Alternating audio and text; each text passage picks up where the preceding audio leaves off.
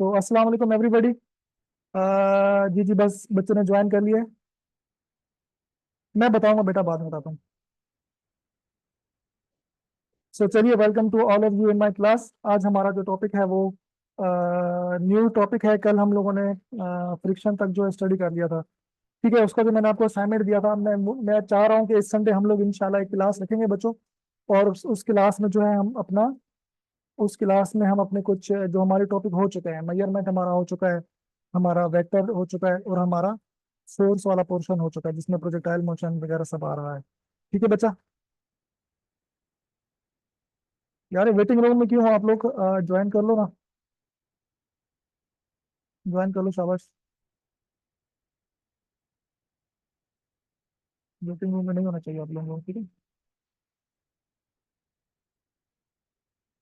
बस बस ज्वाइन कर लो बच्चों, मैं एक बार जरा चेक करके आ जाऊँ कि कुछ इशू तो नहीं आ रहा।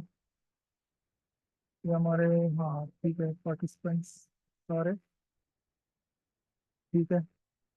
और ठीक है,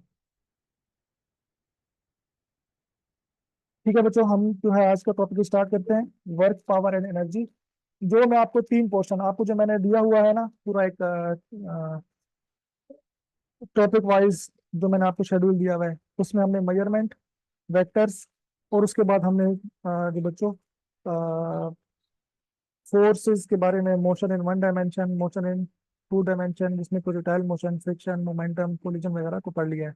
इंशाल्लाह मैं संडे को चाह रहा हूँ एक आपकी आधे एक घंटे की क्लास हो, वैसे ही चिट चैट वाली क्लास हो, जिसमें हम पास पेपर के उन तीन पोर्शन में से कुछ एमसीक्यू सॉल्व करें। पास पेपर के मैं निकाल रहा हूँ।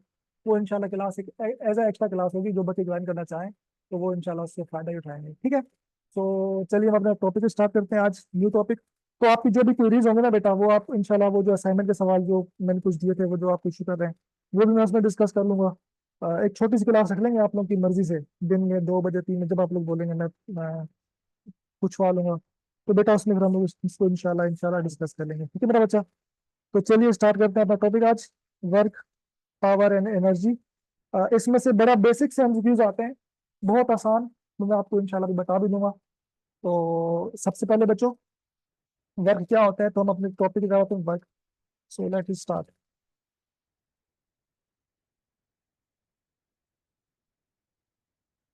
इसमें से ऐसे एमसीक्यू आते हैं ना, जो आपको नंबर, मतलब ये नंबर बांटने के लिए उन्होंने टॉपिक डाला हुआ है। इसको मैं कहता हूँ ये ऐसा टॉपिक है कि वो कहते हैं यार इस टॉपिक को की वजह से मैं बच्चों को नंबर फ्री में दे दो। ऐसा मतलब मजे के इस टॉपिक से एमसीक्यूज आते हैं। लेकिन आपको थोड़ी बहुत तो नो हो फिर भी होनी चाहिए। तो बेटा वर्क बेसिकली क्या होता है, अगर फिजिक्स की जुबान में बात की जाए, आम जुबान में वर्क वर्क की बात की जाए, तो हम कहते हैं कि मतलब बायोलॉजी में बात की जाए तो आप ये काम कर रहे हो जगह पर बैठे बैठे। अभी मैं अपनी जगह पर बैठा हुआ हूँ, ठीक है, लेकिन मैं कहूंगा कि मैं काम कर रहा हूँ। आप लोग पढ़ रहे हैं, आप अपना दिमाग का इस्तेमाल कर रहे हैं, आप लोग काम कर रहे हैं। फिजिक्स में टोटली डिफरेंट है, ठीक है, वर्क का कॉन्सेप्ट। फिजिक्स में वर्क क्या कहते हैं? फिजिक्स में बेटा वर्क कहते हैं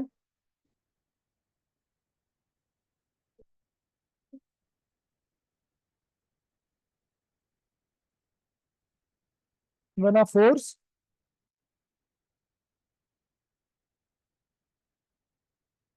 कॉजेज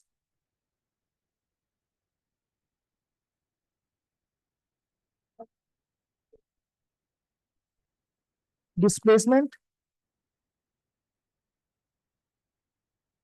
इन अ बॉडी। कि मेरा बच्चा, तो इससे मुराद क्या है कि आपके पास कोई ऑब्जेक्ट है, और उस ऑब्जेक्ट पर फोर्स लग रही है। अब वो फोर्स बेटा दो किस्म की हो सकती है। ये भी हो सकती है, इसे हम कहते हैं पुश, या तो इसको आप पुश कर रहे हो, या दूसरी हो सकती है पुल, इसको आप फोर्स लगा रहे हो, लेकिन इससे हम फिजिक्स की जुबान में बोलते हैं पुल, ठीक है। सही है, तो ये कहा जाती है पुल। लेकिन दोनों बेटा आसान उल्फाज, दोनों फोर्सेज ही हैं, ठीक है। तो आप इसके ऊपर एफ लगा रहे हो, और उसके नतीजे में क्या हो रहा है मेरा बेटा? उसके नतीजे में हो रहा है कि ये एक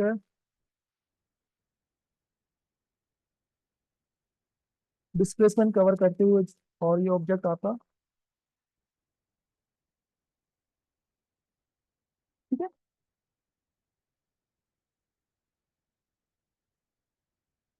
सही है।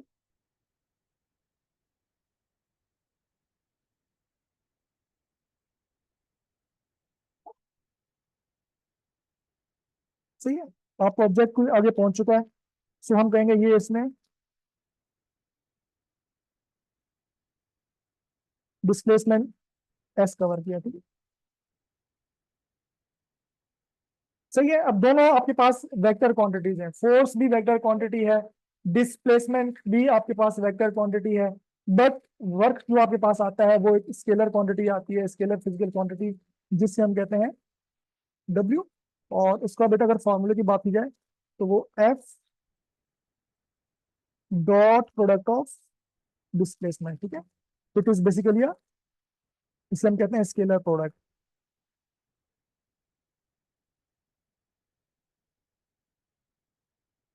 बेटा ये इसमें से एक एमसीक्यू लाजमी बन जाएगा आपका, और ये एमसीक्यू आपको नंबर मतलब बांटने के लिए आएगा। तो ये तो आज का टॉपिक कर लो इंशाल्लाह ताला। इसमें से आपका अगर एक एमसीक्यू बन जाता है ना बेसिक सा, तो वो नंबर बांटने वाला होता है, वो आपको नंबर समझो बांट के देके जा रहे होते हैं। तो इसलिए आप इसको लाजमी करो, ठीक है बेटा। सो यहाँ हम इसको, इसकी डेफिनेशन ये भी आपके पास आ जाती है, वहां पर अक्सर औकात पूछी जा रही होती है इससे। The scalar product of force and displacement, ठीक है, is called work.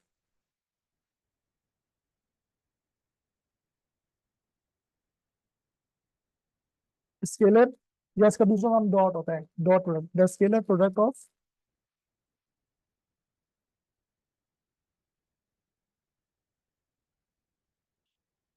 The scalar product of force and,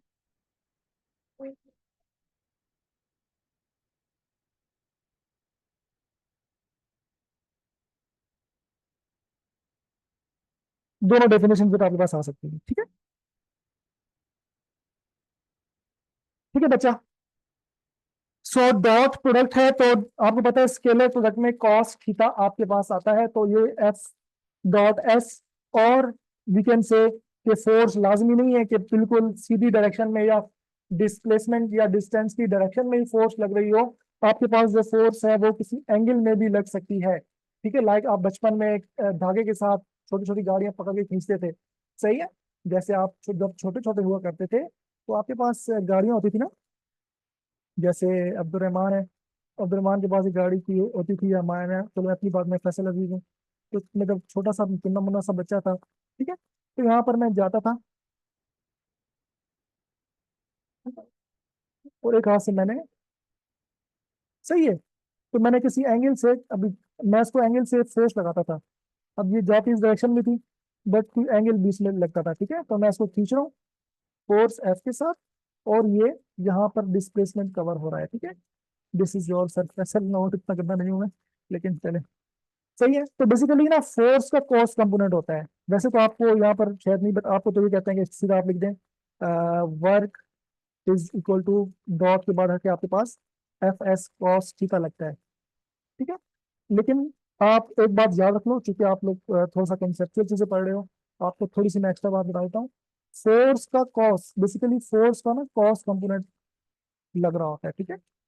force तो ये वाली है तो, लेकिन फोर्स का जो कॉस कंपोनेंट होता है बेसिकली, फोर्स का एक यहाँ पर वाई कंपोनेंट होगा, ठीक है, और फोर्स का एक ये कंपोनेंट होगा।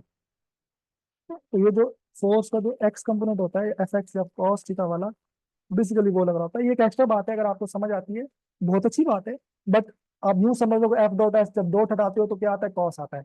अगर ये क्रॉस प्रोडक्ट होता तो साइन थीटा आता। तो इसलिए work is a scalar quantity, ठीक है। मैं बेटा आपसे सवाल लेता हूँ, बिल्कुल आप बिल्कुल परेशान ना हो, हर चीज आपको समझाई जाएगी। सो यहाँ पर आपने समझना है कि वर्क इज अ, मेरे बच्चों,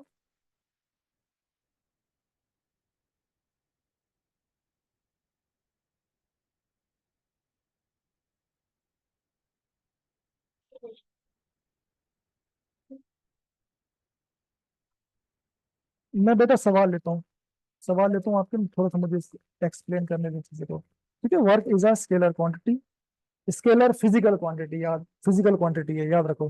फिजिकल क्वांटिटीज मैंने आपको बहुत अच्छे से बेटा समझा दी थी, तो आप उसको याद रख सकते हो।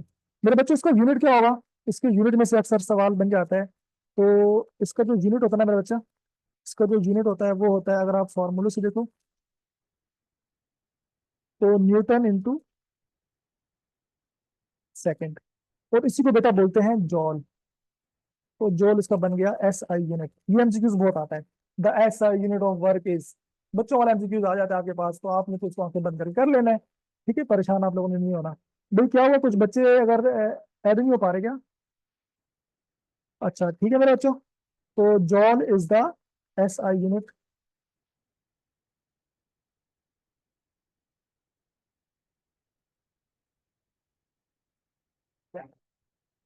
यहाँ तक मेरे बेटा कोई प्रॉब्लम है तो प्लीज आप लोग मुझसे पूछ सकते हैं, I am here to explain all of you. ठीक है बच्चा, वालेकुम अस्सलाम। आवाज, यार हम बिल्कुल अभी नया माइक में लेकर आए हैं। आवाज का क्या मसला आ रहा है फिर दोबारा तूबा? बच्चे क्या हो गया आवाज को? आवाज आ रही है यार।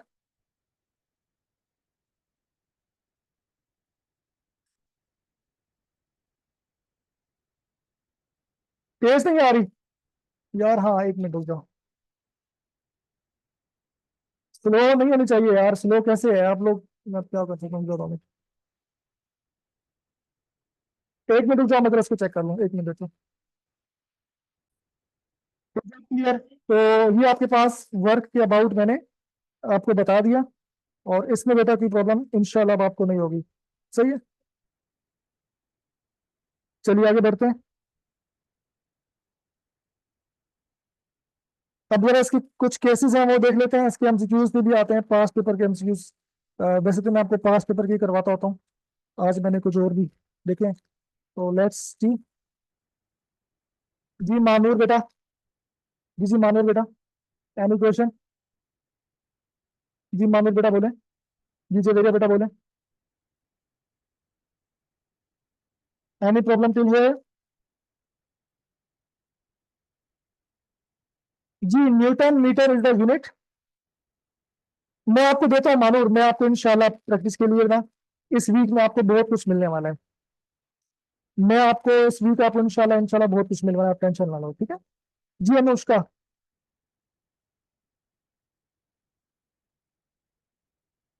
सो न्यूटन सेकंड, आपने फार्मूला अगर आपको आता है तो फोर्स का यूनिट न्यूटन होता है, डिस्प्लेसमेंट का सेकंड, और सॉरी न्यूटन मीटर, यार मैं यार न्यूटन मीटर बेटा, सेकंड कहाँ से आएगा?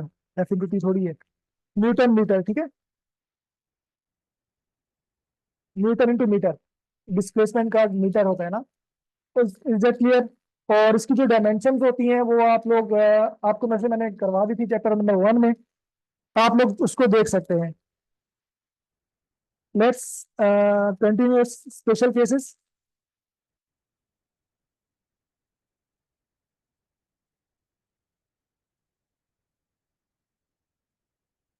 अच्छा बेटा, positive work, when will we achieve positive work?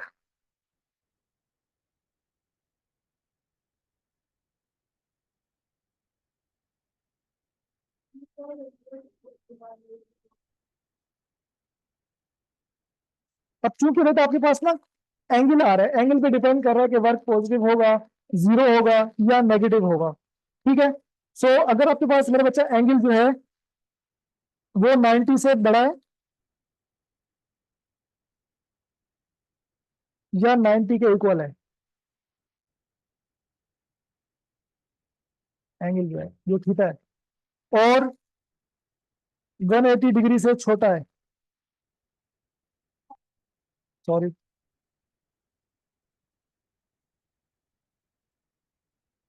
शोर की वजह से ना, सॉरी सॉरी, अगर एंगल जो है आपके पास जीरो से बड़ा है, फर्स्ट क्वाड्रेंट है ना, 0 डिग्री से बड़ा या इक्वल है, और 90 डिग्री से छोटा है, या 90 डिग्री भी है, तो आपके पास जो वर्क होगा वो बेटा कैसा होगा? सॉरी 90 डिग्री पे आंसर जीरो हो जाता है, 90 डिग्री से छोटा है, ठीक है? तो अब आपके पास जो वर्क होगा वो पॉजिटिव होगा, 90 डिग्री पे आंसर जीरो आ जाता है, बिकॉज cos 90 आपके पास जीरो होता है। जीरो से बड़ा होना चाहिए,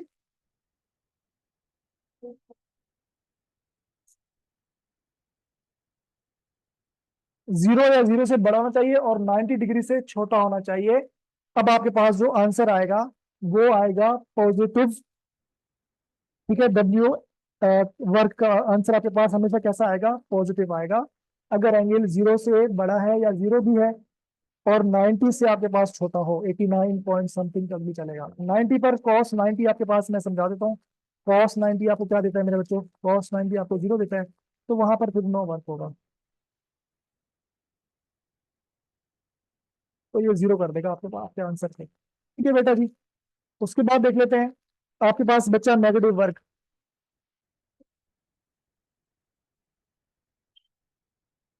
नेगेटिव वर्क से पहले मैं मैक्सिमम वर्क बता दूं। उसके बाद मेरा बच्चा, मैक्सिमम वर्क कब होगा? ये सारे एमसीक्यू में पूछे जाते हैं भाई।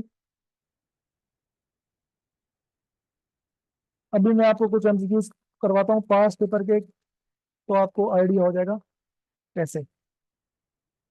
तो बेटा मैक्सिमम वर्क कब होता है? जब फोर्स एंड जब फोर्स एंड डिस्प्लेसमेंट की डायरेक्शन पैरेलल हो, लाइक ऊपर एग्जाम में आपको दिखाया है। ठीक है।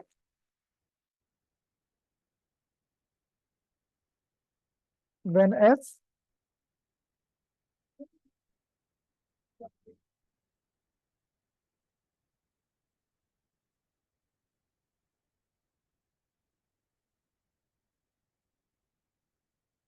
आर इन सेम डायरेक्शन,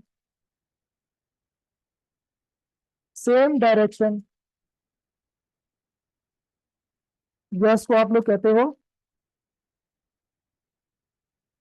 और यू कैन से कैसी में बचा, पैरेलल है। सेम डायरेक्शन या पैरेलल, इन सब पॉइंट में से आपको एमसीक्यूज मिल सकता है। हर हर पॉइंट में से एमसीक्यूज बनता है, याद रखिएगा।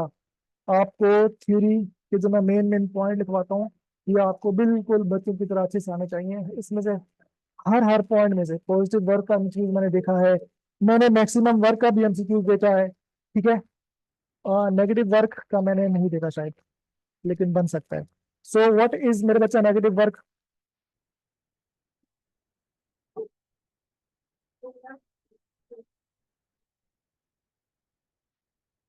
यस। जी बच्चों। जी जी, बोले क्या कह रही थी बच्चे? हाँ, ये ओपन, चैट ओपन कर दी, बताएं। किसी ने हाथ यहाँ बुलंद किया था?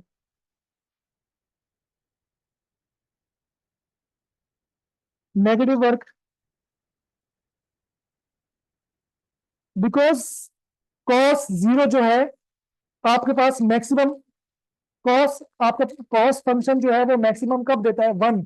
कॉस की जो मैक्सिमम वैल्यू है वो है 1। ठीक है, ये तो आप लोग अपने माइंड में कुछ कॉन्सेप्ट क्लियर रखें। The max value of the max value of cos function is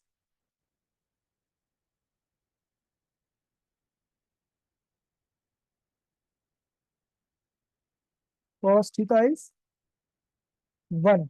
और ये 1 कब आती है?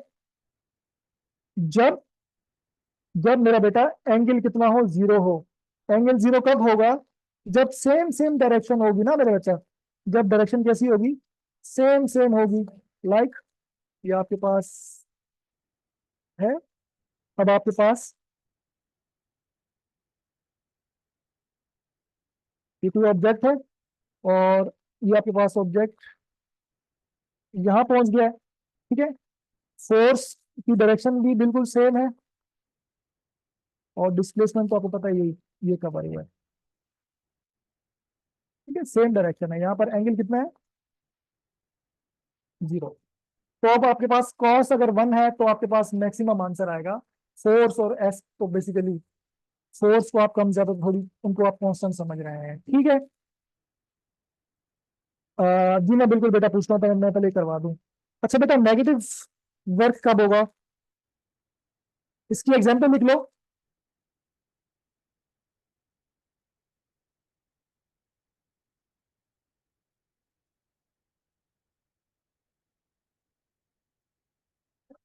चलो, तो एक ही बात समझाऊंगा। नेगेटिव वर्क बेटा कब होता है? नेगेटिव वर्क बेटा कब होता है? बेटा नेगेटिव वर्क कब होता है? नेगेटिव वर्क तब होता है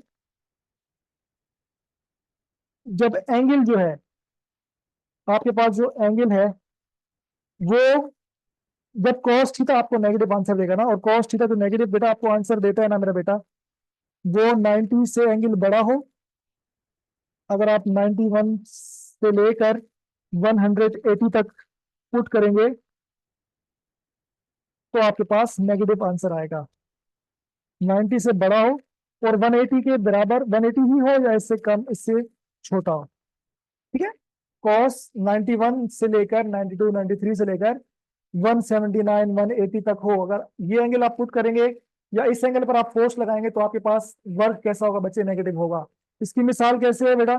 इसकी मिसाल कुछ ऐसे है कि लाइक आपके पास ये कोई पाथ है, ठीक है, ये पाथ है, और ये आपके पास इसके ऊपर कोई ऑब्जेक्ट पड़ा हुआ है, ठीक है, और आप फोर्स को कुछ यूं लगा रहे हो मेरा बेटा, आप फोर्स को कुछ यूं लगा रहे हो कि वो कुछ ऐसे लग रही है फोर्स, ठीक है, और डिस्प्लेसमेंट की आप जो आप डिस्प्लेसमेंट आपने कवर करना है वो आपने यूं कवर करना है, ठीक है। अब ये एंगल देखो कुछ ज्यादा बड़ा हो रहा है, 90 से भी कुछ आगे जा रहा है, तो ऐसी ऐसी हालत में, ऐसी हालत में आपके पास मतलब कि आप समझ लो कि ये एंगल बन रहा होगा कोई 90, 100, 105 बन रहा होगा, ठीक है।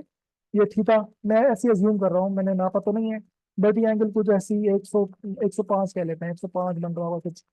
तो ऐसी हालत में ये आपके पास फोर्स है मेरा बेटा, ये डिस्प्लेसमेंट है। अभी अगर आप कॉस थीटा लेंगे तो आपके पास कॉस, अगर आप 105 पुट करेंगे तो आपके पास वो माइनस में कोई नंबर देगा, एफ ओ एस भले आप प्लस में लगा रहे हो, तो अब आपके पास आंसर में नेगेटिव आएगा, ठीक है, नेगेटिव वर्क आपके पास आएगा, ठीक है।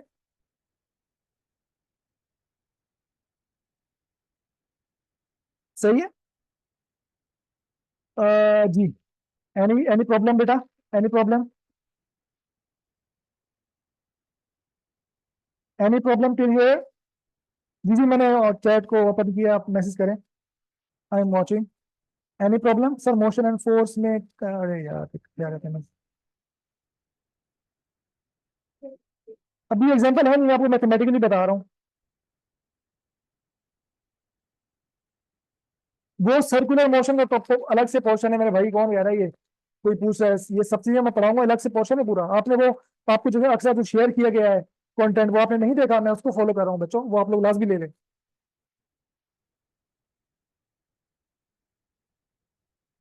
एमसीक्यूज करवाता हूँ मैं भाई, एमसीक्यूज करवाता हूँ, एमसीक्यूज वगैरह से कैसे करवाऊंगा मैं?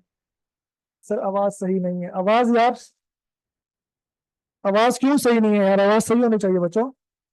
आई थिंक आवाज ठीक है मेरे, बिल्कुल न्यू माइक है, आवाज सही होनी चाहिए, ठीक। Is that clear? So positive work कब होगा? जब एंगल 0 से बड़ा होगा या 0 होगा और 90 से छोटा होगा, 89 तक होगा, पॉजिटिव वर्क है। मैक्सिमम वर्क कब होगा? जब force and displacement same direction में होंगी, पैरेलल होंगी, ठीक है। और अगर एंगल 90 से बड़ा है, 180 से छोटा है या 180 है, तो आपके पास नेगेटिव वर्क होगा। ये आप लोगों ने याद रखना है। वर्क डन जीरो कब होगा बेटा? जीरो वर्क कब होगा?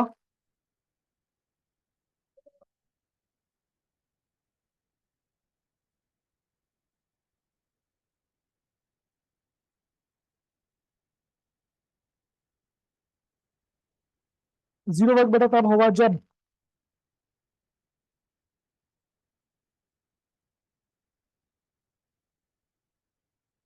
थीटा बेटा आपके पास कितना हो? 90 डिग्री हो,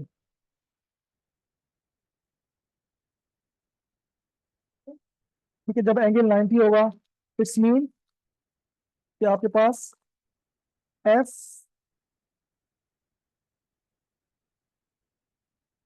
and S, S mean displacement, are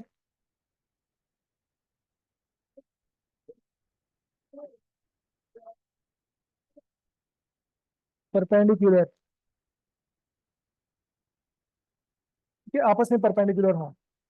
like वैसे तो मैं आपको सर्कुलर मोशन पढ़ाऊंगा, लेकिन अगर आपने सर्कुलर मोशन इंटर में पढ़ी है तो आपको आइडिया होगा कि, ठीक है, सर्कुलर मोशन में क्या होता है, सेंट्रीपिटल फोर्स जो लग रही होती है, सेंट्रीपिटल फोर्स बेटा जो लग रही होती है वो यूं होती है, ठीक है, सेंटर की तरफ, और पार्टिकल की जो डिस्प्लेसमेंट का जो होता है डायरेक्शन वो इस तरफ होती है, ठीक है। इस तरफ उसकी जो डायरेक्शन होती है डिस्प्लेसमेंट की, बार बार खैर चेंज हो रही होती है, बट उस पॉइंट पर सामने होती है। तो सेंट्रीपिटल फोर्स की वजह से जो आपके पास, अगर आप लेंगे तो आपके पास जो वर्क डन आएगा वो जीरो आएगा। Is that clear?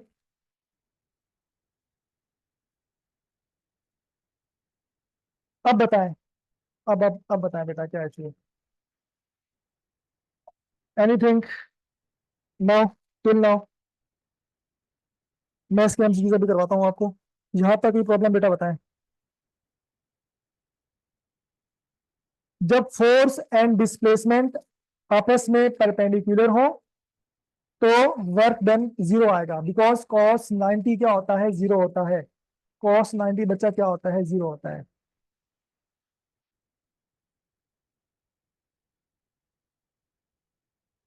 मेरा बेटा कॉस 90 क्या होता है?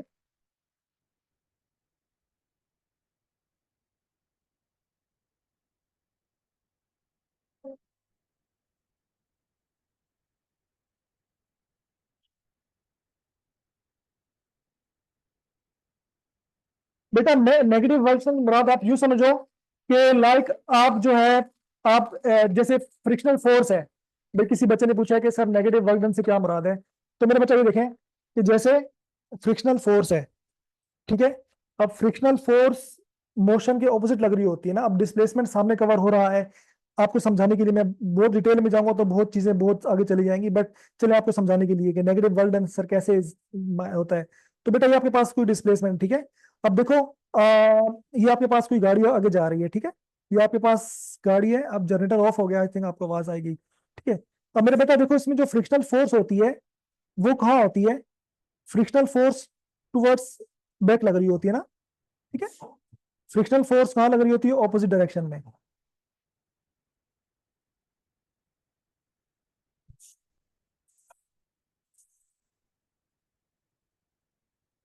कि मेरा बच्चा, ये इसको मैं बोल देता हूँ एफ। और डिस्प्लेसमेंट गाड़ी कवर कर रही है आगे, ठीक है। डिस्प्लेसमेंट की डायरेक्शन कहाँ है? आगे। तो अगर मैं एफ डॉट एस लूंगा, आप खुद सोचो, एफ डॉट एस लूंगा या एफ एस लूंगा, एफ डॉट एस लिया तो आपके पास तो वर्क डन ही आएगा ना। अब एफ एस क्या होता है? F S cos theta. अब यहाँ एंगल कितना है मेरा बेटा? यहाँ पर जो एंगल बन रहा है वो है एस और फ्रिक्शनल फोर्स में 180 डिग्री, ठीक है बच्चों। तो वर्क डन कैसा आएगा? अब आप एफ एस की कोई भी न्यूमेरिकल वैल्यू ले लो, बट अगर आप कॉस 180 पुट करोगे तो कॉस 180 बेटा आपको -1 देगा, तो ये माइनस बाहर आ जाएगा। अब एफ एस की कोई भी वैल्यू हो सकती है, 5 10 कुछ भी, लेकिन आंसर में आपके पास जॉल में आएगा। अब ठीक है, क्लियर है? नेगेटिव वर्क डन का कॉन्सेप्ट क्लियर है अब नेगेटिव वर्क डन का कॉन्सेप्ट क्लियर है बच्चा? सही है। और सेंट्रीपिटल फोर्स जो लग रही होती है उसमें जो वर्क डन हो रहा होता है बेटा वो जीरो होता है, बिकॉज उनकी डायरेक्शन परपेंडिकुलर होती है। सेंट्रीपिटल फोर्स सेंटर में लग रही होती है और वो अगली तरफ, ठीक है बच्चा। तो होपफुली अब तो आवाज, अब आवाज ठीक है ना? जनरेटर चल रहा था बेटा, इसलिए थोड़ी सी आवाज से आपको लग रही हो। आवाज का इशू है? अरे किसको इशू है यार? किसी एक बच्चे को इशू है? यार आप अपने एंड से प्लीज चेक करो ना यार। मुझे फिर पीछे से लोग कह रहे होते हैं। देखे ना, आप सब बच्चों को ठीक है, किसी एक दो को इशू है, आप अपने एंड से चेक करो ना। फिर आप वो मुझे जो है वो पीछे से जो मैनेजमेंट है कहती है कि सर आपके इशू है। बिल्कुल मैंने ब्रांड न्यू माइक मंगवाया यार, ठीक है। हाँ, आप ना अपने एंड से प्लीज एक बार देख लें, ठीक है। देखें, ये दो तरफा कम्युनिकेशन है ना। मैं यहाँ से बोल रहा हूँ, आप वहां से सुन रहे हो। मैंने आपसे ओए, स्लो करो आवाज। मैंने अपनी सेटिंग जो है वो हर लिहाज से परफेक्ट रखी हुई है, ठीक है मेरा बच्चा।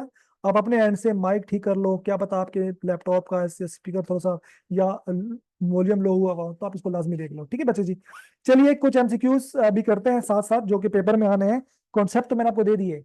अब इसमें से कैसा भी सवाल बने, मैक्सिमम वर्क क्या है, मिनिमम वर्क कब होगा, और ये सब चीजें, तो वो आप,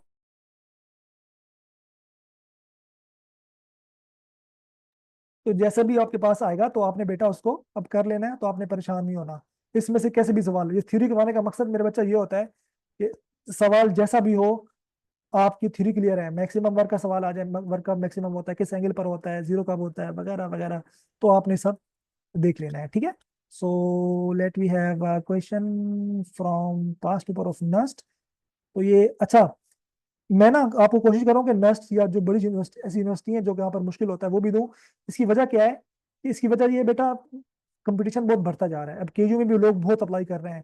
तो कंपटीशन को काउंटर करने के लिए वो क्या करेंगे, अब टेस्ट मुश्किल बनाएंगे। ठीक है।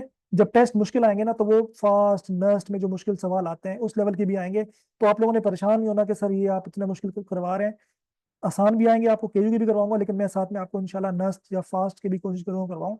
अब ये नस्ट का सवाल है तो आसान सा, लेकिन नस्ट का सवाल है। 1 newton force acts opposite to a 0.5 metre displacement, work done. तो वर्क डन क्या होगा बच्चा? अब आंसर बहुत आसान है। 1 न्यूटन फोर्स है, उसको हाफ से मल्टीप्लाई करोगे तो वो 0.5 रह जाएगी। तो आंसर क्या आना चाहिए? ABCD। शाबाश, जल्दी बताएं बेटा। मैंने इधर से ओपन कर दूं, मैं आप लोगों को सुनना चाहता हूँ। इसका आंसर क्या होना चाहिए? +0.5, -0.5, 0 जॉल? ए नहीं ना, ए कौन बोल रहा है? फहद, ए नहीं होगा बच्चे। ऑपोजिट लग रही है ना। अभी तो मैंने करवाया आपको, अभी तो आपकी थ्योरी इतनी अभी भी करवाई है। अभी भी गलत करोगे तो आप, ये मसले आप तब करो जब आप पूरी थ्योरी कर लोगे। जब मैं आपको चैप्टर सारे करवा दूंगा, फिर आपको इश्यूज आएंगे तो आपने तब समझना है, अभी आपने परेशान नहीं होना, ठीक है। सो बहुत आसान था, आपने ऑपोजिट वर्ड पे फोकस करना है। ये नस्ट का 5 पेपर का सवाल है। तो बेटा आपने किस पे फोकस करना है? आपने वर्ड ऑपोजिट पे फोकस करना है। तो जब ऑपोजिट है तो एंगल कितना हो गया? जब ऑपोजिट का उसने कह दिया, तो बेटा एंगल कितना हो गया? एंगल हो गया हमारे पास 180 डिग्री। ऐसी हालत में अभी मैंने आपको कराया कि आपके पास आंसर माइनस में आएगा, तो -0.5 जूल आपका यहाँ पर करेक्ट आंसर है। ठीक है। अल्फाज से खेलेंगे। और ये अब आपको आपको आसान अभी लग रहा है कि सर बहुत आसान है, बट जब आप सब इकट्ठा कर लेते हो ना, और जब इकट्ठे एमसीक्यूज आते हैं, फिर आप ऐसे एमसीक्यूज भी गलत कर देते हो। मुझे आइडिया है, मैं टीचर हूँ, मैं बोर्ड के पेपर भी चेक करता होता हूँ। और खैर इतनी बड़ी लेवल पे नहीं हो कि मैं इनकी टेस्ट वगैरह बनाऊँ। बट हमारे उस्ताद हैं, हमारे दोस्त हैं जो डिपार्टमेंट्स में होते हैं, तो वो हमें बताते रहते हैं कि ये कैसा होता है। अच्छा जी, अच्छा जी, अच्छा जी। और वर्क के अबाउट इसके अलावा देखें, ये केयू 2024 का सवाल है बहुत आसान। लेकिन आया हुआ है, देखो सवाल, ये नंबर बांटने के लिए उन्होंने दिया है, पता नहीं क्यों दिया है। बट ये देखें बेटा आपकी स्क्रीन पर, ये सवाल केयू लास्ट ईयर पूछा गया है। The unit of work is, आसान है। The unit of work is, हाँ बच्चा जी, क्या है? शाबाश, जल्दी आंसर दे दे, बस मैं तक नोट कर लूँ। वेरी गुड, ठीक है। तो ये लास्ट ईयर के ऐसे आसान सवाल भी आ जाते हैं, तो आपने परेशान नहीं होना। बस है, ये तो मैं कह रहा हूँ आसान है, लेकिन कभी कभी ऐसा होता है कि वो घुमा देते हैं सवाल को। अगर आपकी जो है वो क्लियर है, अगर आपकी कॉन्सेप्ट क्लियर है तो आपके लिए हलवा है। जिन बच्चों की कॉन्सेप्ट क्लियर नहीं है तो उनके फिर ये मुसीबत बन जाती है। यही अगर वो ऑप्शन को घुमा दे थोड़ा सा, तो आपके पास तो भाई, work as same unit as, तो वो अगर बोल दे तो टॉर्क का, एनर्जी का, वर्क का, सबका यूनिट जो है वो जॉल होता है। तो ये भी आपके पास सवाल है। अभी मैं आपको ना थोड़े से एडवांस लेवल पे कुछ चीजें करवा रहा हूँ बस। ये ये एक पास्ट पेपर का सवाल, आई थिंक ये मुझे यूनिवर्सिटी नहीं मिली। बट ये सवाल जो है नस्ट का है, फास्ट का है, या किसका है? But this is the question from past paper बच्चा। और ये रहा आपकी स्क्रीन पर, kindly do not take it for granted. और ये देखें बेटा,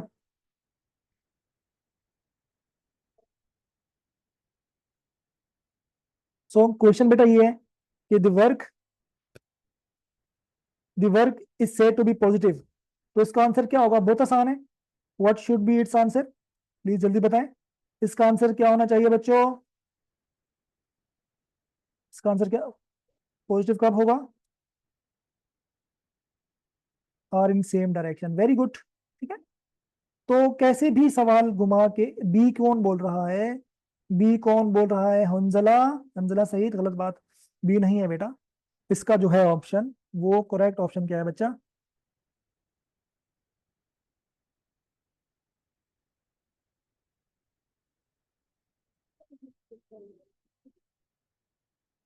ठीक है। पॉजिटिव तब होगा ना बच्चा, जब इनकी डायरेक्शन कैसी होगी? सेम होगी। ठीक है। सो ये कुछ सवाल है इसमें से, और मुझे मेरा दिल कहता है कि इसमें से आसान सवाल आएगा तो आपका 1 नंबर तो पक्का होने वाला है। ये मेरा दिल कहता है। ठीक है। इसमें से मैं जब भी एमसीक्यूज पास पेपर के करवा रहा होता हूँ बच्चों को किसी भी यूनिवर्सिटी के, इसमें से ये बच्चों वाले सवाल एक दो लाजमी आते हैं। ठीक है। बट बट कुछ ऐसे भी आते हैं कि आपका लग पता जाना है, वो भी हम आपको करवाएंगे इंशाल्लाह भी।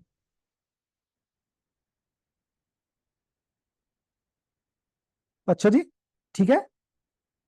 और इसके अलावा कहाँ गिर रहा है तो। अच्छा जी। ठीक है बच्चा जी।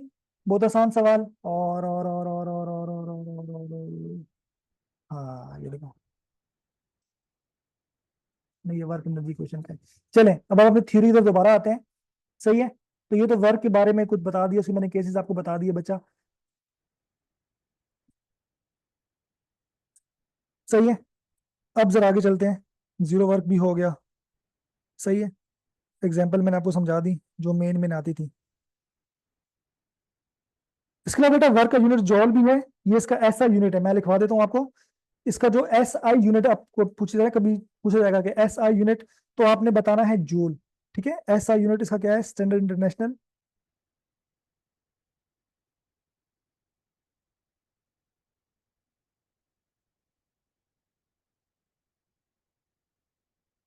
वो मेरा बच्चा क्या है,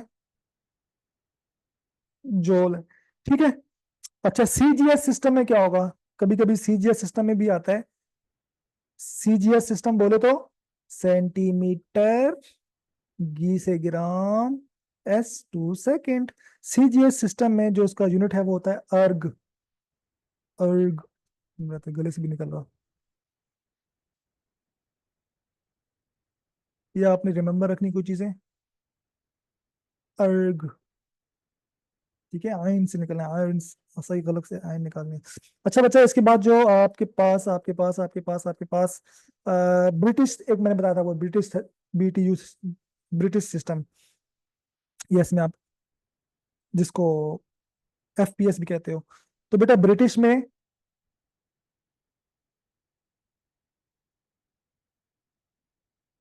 ये कुछ बातें आप लोग ना ज्यादा रख लो।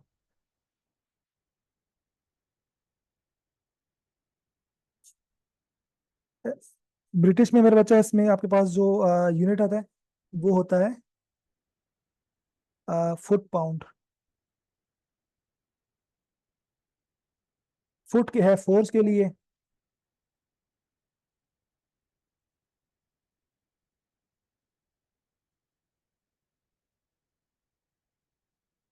Foot pound. ये बच्चा जी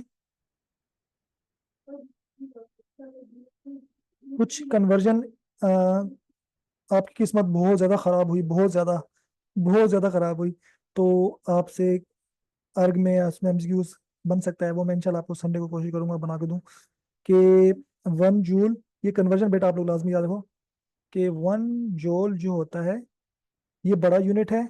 इस 1 जूल में 10⁻⁷ अर्ग्स आ जाते हैं। मतलब कितना, ये एक 10 लाख। ठीक है। ये अर्ग छोटा यूनिट है बिकॉज 1 जूल में इतने अर्ग आते हैं, और फुट पाउंड बड़ा है। और 1 जूल ही बराबर है 0.7376 फुट पाउंड के।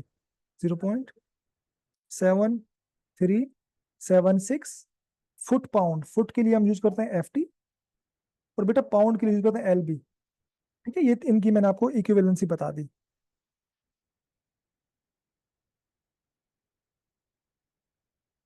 ठीक है। इसके अलावा एक BTU भी, ब्रिटिश थर्मल यूनिट भी स्टार, ये हम इसमें पढ़ेंगे जब थर्मोडायनेमिक्स में। तो एक BTU सिस्टम भी होता है। ठीक है। उसे हम कहते हैं ब्रिटिश थर्मल यूनिट। वो भी बेसिकली यूज किया जाता है। वो होता है 1 BTU, 1 British thermal unit. Basically नहीं है ये हीट, क्योंकि हीट हो गया, वर्क हो गया, एनर्जी, इन सब के यूनिट जॉल है। ठीक है। तो ये बेसिकली जॉल के लिए है, लेकिन मैं आपको बता दूं अगर आपसे कभी पूछा जाता है कि 1 BTU इक्वल टू 1055 जॉल के बराबर है ये। इसको आपने एक बार अपने पास लिख के थोड़ा सा बेटा इसको देख लीजिएगा, याद कर लीजिएगा। ठीक। ठीक है। ये तो थर्मोडायनेमिक्स के लिए मैं बात कर रहा हूँ। और अगर न्यूक्लियर फिजिक्स में आते हैं, उसमें आपने पढ़ा होगा ना, इलेक्ट्रॉन वोल्ट पढ़ते हो, बड़ा एनर्जी वगैरह के बारे में। ठीक है। तो वो 1 इलेक्ट्रॉन वोल्ट, ये लगे हाथों ये पर लिख लो। 1 इलेक्ट्रॉन वोल्ट जो उसका चार्ज होता है ना, ये आप सब पढ़ चुके हो। इसको हम डिटेल में स्टडी करेंगे बेटा, टेंशन ना लो, जब हमारे पास आएगी ना ये सारी चीजें, थर्मोडायनेमिक्स चीजें वगैरह, तो उसमें सब हम आपको बहुत अच्छे से पढ़ाएंगे इंशाल्लाह।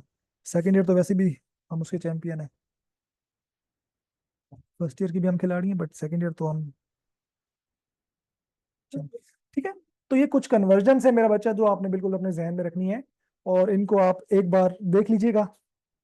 ये कन्वर्जन से जो है आपके पास एमसीक्यूज अमूमन बन जाते हैं, नहीं आते, कम आते हैं, बट ये फिर भी एज अ टीचर मैं चाहता हूँ कि आपको हर वो चीज बताऊं जो कि इसके अबाउट आपको जानना जरूरी हो। ठीक है। फाउंड नहीं है, फुट है, फुट पाउंड। ये जो सिस्टम है ना एफपीएस सिस्टम, उसमें F mean foot, P mean pound, और सेकंड, तो उस सिस्टम में ये है फुट।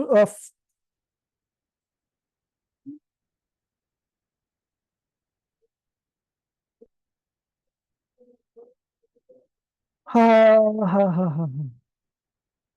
अर्ग is the unit in CGS system.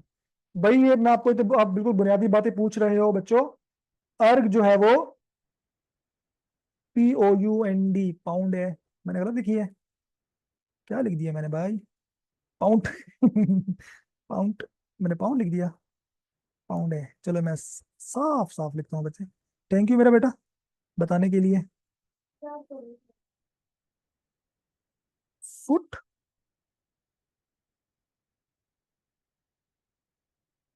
Pound, ठीक है। ये ब्रिटिश सिस्टम है, या आप एफपीएस, ब्रिटिश ना बोलो इसको, आप एफपीएस बोल दो, ठीक है। एफपीएस सिस्टम है, इसको आप एफपीएस भी बोल सकते हो। एफपीएस, फुट पाउंड सेकंड, इसका दूसरा नाम एफपीएस भी है। और ये सीजीएस सिस्टम है, सीजीएस में अर्ग है, ब्रिटिश में फुट पाउंड है। ये वर्क के यूनिट्स हैं। These are units of work in different systems जो दुनिया में पहले चल रहे थे। एसआई तो पेपर एक, एसआई तो एक इंटरनेशनल है ना, जैसे पूरी दुनिया में जो एक चल रहा है, वो तो आपको पता है, जिसमें जो जिसके 7 बेसिक यूनिट मैंने आपको पढ़ाए थे, वो तो पूरी दुनिया में चल रहा है, ठीक है बेटा। लेकिन ये जो है आपके पास, इससे पहले सीजीएस और एफपीएस और ब्रिटिश मुख्तलिफ कॉन्टिनेंट में या जगहों पे मुख्तलिफ चल रहे थे। फिर एक वो ऑर्गेनाइजेशन बैठी, उन्होंने फिर मिल मिला के बनाया, जो मैंने आपको पूरा चैप्टर मेजर में समझा दिया है। ठीक है, सही है मेरा बच्चा। अब ना फोर्स डिस्प्लेसमेंट ग्राफ बड़ा इंपॉर्टेंट है, और इसको भी आप थोड़ा सा आपने अच्छे से देखना है, समझना है कि फोर्स और डिस्प्लेसमेंट ग्राफ बनाया जा सकता है। ठीक है।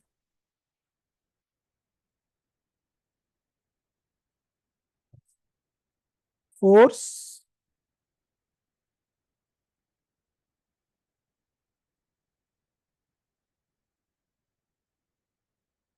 डिस्प्लेसमेंट, बेटा इसको थोड़ा गौर से देखिएगा, ये टॉपिक थोड़ा सा ना आपको डिस्टर्बिंग लगेगा, बट इंशाल्लाह मैं I will try my best कि मैं इसको आपको बिल्कुल अच्छे से करवा दूं।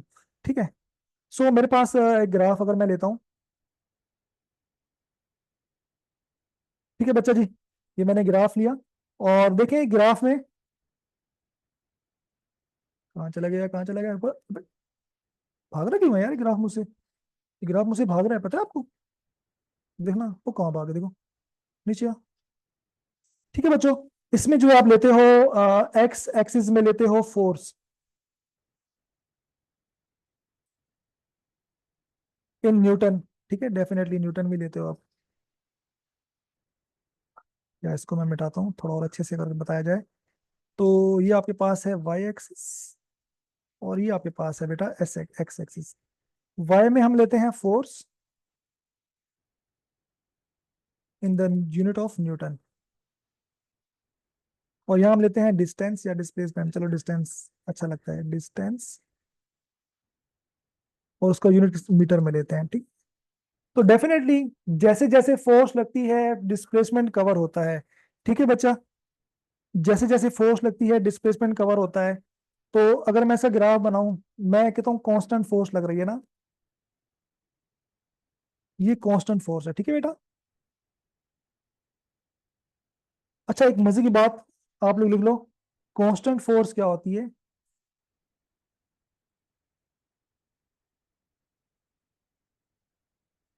कांस्टेंट फोर्स से मुराद बेटा ये है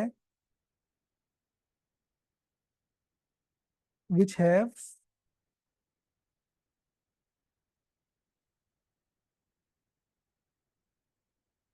constant magnitude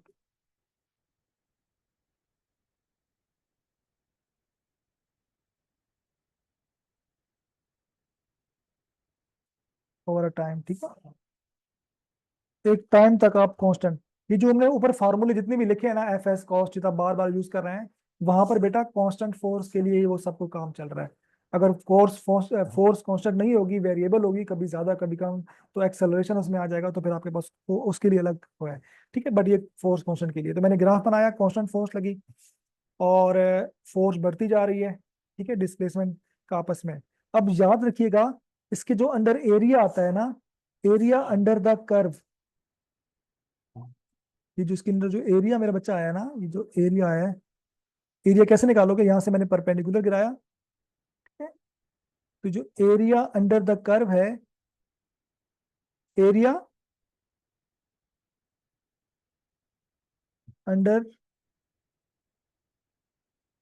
द कर्व,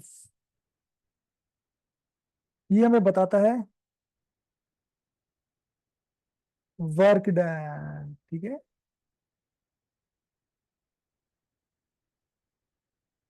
ठीक है बेटा जी, एरिया अंडर द कर्व आपको क्या बताएगा, वर्क डन, सही है। और एरिया कैसे निकालेंगे, ये आपके सामने एक राइट एंगल ट्राइंगल है, इसका एरिया आपको पता होना चाहिए। तो ऐसा एक सवाल मैं आपको करवाता हूँ, जो कि मुझे पास्ट पेपर से मिला, बट वो नष्ट का था, लेकिन करवाना जरूरी है। अप्लायर्स ज्यादा हुए तो आप लोगों ने रोल जाना है, तो मेरा फर्ज बनता है कि मैं आपको वो सारा करवाऊँ। ठीक है बच्चा जी, तो ये एक मैं आपको जरा सा एक सवाल करवा रहा हूँ, बड़ा गौर से आपने देखना है, तो सब कुछ इस सवाल में क्लियर हो जाना है इंशाल्लाह। ठीक है मेरा बच्चा, तो ये एक कैलकुलेट द वर्क डन, ये आप लोग सवाल नोट करें, और ये सवाल बेटा जी नोट करो। और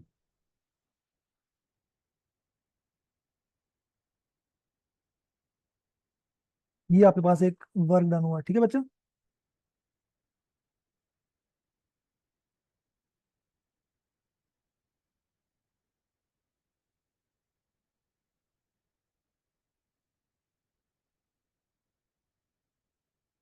एक मिनट बेटा रुक जाओ, बस मैं इसके ऑप्शंस भी आपको दिखा दूं।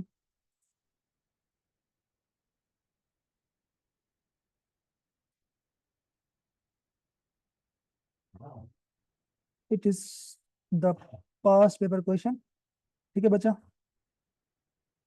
और ये देखें, सही है। बस इसमें एक चीज थोड़ी सी मिस है, वो इसका वाई एक्सिस है, वो हम ड्रॉ कर लेते हैं, फिर हम इसको सॉल्व करते हैं, ठीक है बच्चा। देखिए बेटा,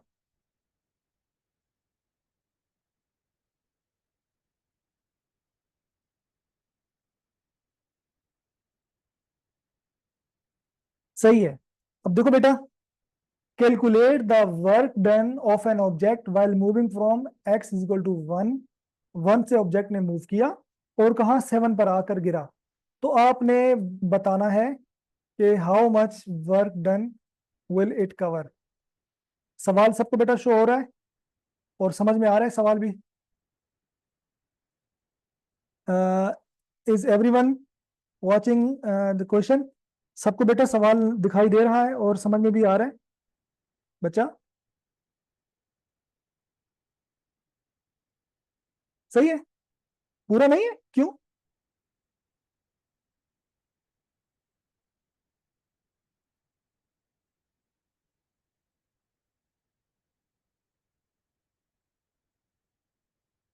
देखिए बेटा, वो ये कह रहा है, समझे आप, वो ये कह रहा है ऑब्जेक्ट है, वो यहां से भागा, फिर यहाँ गया, फिर यहाँ गया, फिर यहाँ गया, फिर यहाँ गया, फिर यहाँ से सीधा गया, ठीक है, फिर यहाँ गया, यहाँ गया, फिर वो मूव करता हुआ यहाँ गया। ठीक है, ये उसने एक पूरा लूप कवर किया। तो अब आपने बताना है कि जब यहाँ से स्टार्ट हुआ वो वहां खत्म हुआ, तो इसने इस दौरान कितना वर्क डन किया। ठीक है, कितना उसने वर्क डन किया, सही है। Is that clear? भाई क्वेश्चन सबको क्लियर है, नजर भी आ रहा है? प्लीज को देख लें यार, काइंडली देख लें। अब ग्राफ समझ में आया उमैमा बेटा? इस ग्राफ नाउ क्लियर? ठीक है, ठीक है। चलें, कुछ बच्चों ने शायद कर लिया है, बट हम इसको करवाते हैं आपको। देखो मेरा बेटा, सबसे पहले मैंने आपको क्या बताया, एरिया अंडर द कर्व। तो वो आपको बताता है कि कितना वर्क हो रहा है। यहां पर इसको मैं तीन हिस्सों में ब्रेक कर लूंगा। एक, मैं कहता हूं यहां पर वर्क W1 हुआ। दूसरा, 3 से 5 तक यहां पर वर्क 2 हुआ। और चौथा मैं बोलूंगा बच्चे, यहाँ वर्क 3। ठीक है, अलग अलग सोल्व करेंगे ना, क्योंकि एक ज्योमेट्रिकल शेप बन जाएंगी। तो टोटल वर्क मेरा बच्चा क्या होगा? टोटल वर्क जो होगा, work is a scalar quantity, scalars को आप सिंपली जमा करते हो ना। W1 अगर मैं निकालूं, उसमें W2 ऐड करूं, और उसमें बेटा मैं W3 ऐड करूं, तो मेरे पास बच्चे ये टोटल वर्क डन टोटल आ जाएगा। ठीक है, टोटल वर्क डन आ जाएगा। यहां तक भी सबको क्लियर है? Is everybody clear till now? मेरे बेटो, is everybody clear till now? ठीक है, एक देखो ना, दो राइट एंगल ट्रायंगल बन रही है, और एक सीधा बिल्कुल रेक्टेंगल बन रही है। अगर मैं आपको पहली वाली बताऊं, जहां W1 हो रहा है, बेटा जहां W1 हो रहा है वहां देखो, जहां W1 हो रहा है वहां क्या बन रही है, एक राइट एंगल ट्राइंगल बन रही है। अगर आप होल करो मेरे बच्चों, तो W1 की बात की जाए, तो एक राइट एंगल ऐसी ट्राइंगल बन रही है। सही है। एक में कराऊंगा ना तो आपकी जिंदगी आसान हो जाएगी, आपको सब फिर हलवा लगेंगे, ये कुछ ऐसी। सही है बच्चों, ये कुछ ऐसी राइट एंगल ट्राइंगल बन रही है। ये मैंने कौन सी मेरे बच्चा निकाली है, कि जहां पर वर्क W1 हो रहा है। ठीक है, अब आपको पता है बेटा, ट्राइंगल में, राइट एंगल ट्राइंगल में हमारे पास ये वाली जो साइड होती है, वो होती है बेस। और ये वाली जो साइड होती है बेटा, वो होती है हाइट। ठीक है, तो in right angle triangle, in in right angle triangle, अगर आपने एरिया निकालना है, एरिया निकालना है, और एरिया बेसिकली जो उसका अंदर वर्क है पूरा वही है, एरिया निकालना है, तो एरिया का फॉर्मूला होता है हाफ इंटू हाइट H/B, मतलब कि हाइट को और बी को मल्टीप्लाई कर दो। ठीक है, और एरिया बेटा बेसिकली मेरे बच्चा क्या है, वर्क ही तो है, W1 है ना, हाफ। अब हाइट कितनी है? हाइट देखो बेटा, हाइट डायग्राम से देखो, यहां से एक ड्रॉ करो, ये 0 है ना, जो 0 से 3 तक है। ठीक है, 3 से 3 तक है, तो ये भी वही होगी, 3 होगी ना। ठीक है, तो हाइट कितनी है बच्चे इसकी? 3। बेस कितनी है बच्चों? बेस मेरा बेटा ये है, इसकी जो बेस है ना, वो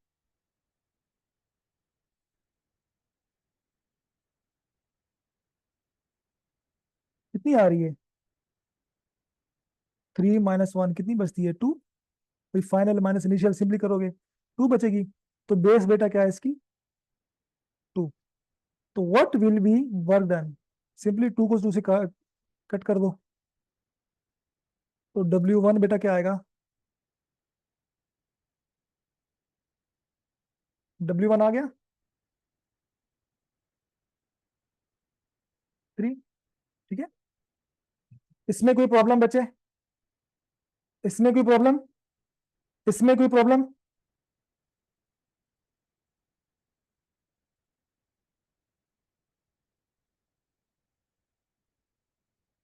जी बिल्कुल, मैं आपको क्या बता रहा हूँ, ये वैसे तो नष्ट का सवाल है, बट कंपटीशन बढ़ता जा रहा है, बढ़ता जा रहा है, अप्लायर्स बहुत ज्यादा हो रहे हैं, ज्यादा UBIT वगैरह में और बाकी डिपार्टमेंट्स में।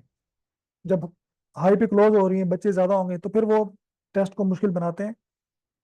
इसका आंसर मैं बताता हूँ। तो एक तो हमने निकाल लिया,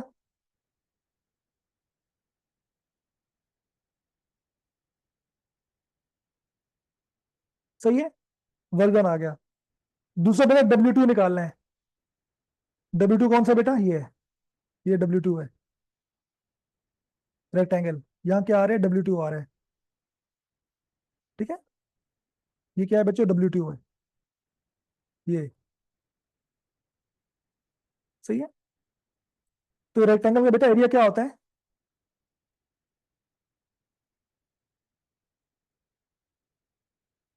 ये इसकी हाइट है या लेंथ है, जो भी आप कह लो, ये इसकी हाइट है, और ये इसकी, मतलब इसको आप चौड़ाई कह लो, लंबाई कह लो। तो सिंपली अगर आपने इसका एरिया, आपने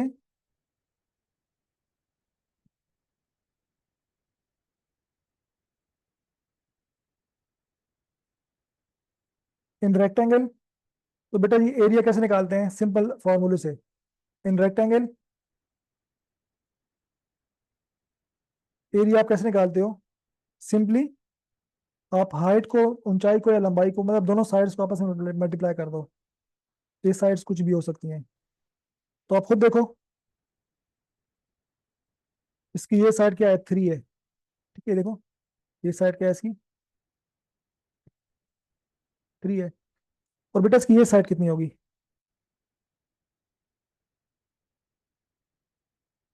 ये साइड बेटा कितनी आ रही है, 5 - 3, 2, ये साइड 2 है ना। तो एरिया बेसिकली क्या है, वर्क है, W2 है।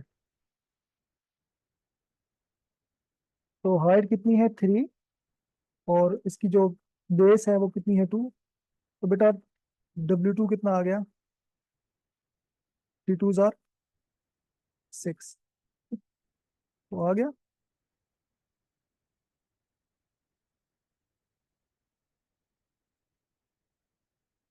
तो बेसिक शेप्स का आपको फार्मूले पता होने चाहिए, बेसिक मैथ है ये।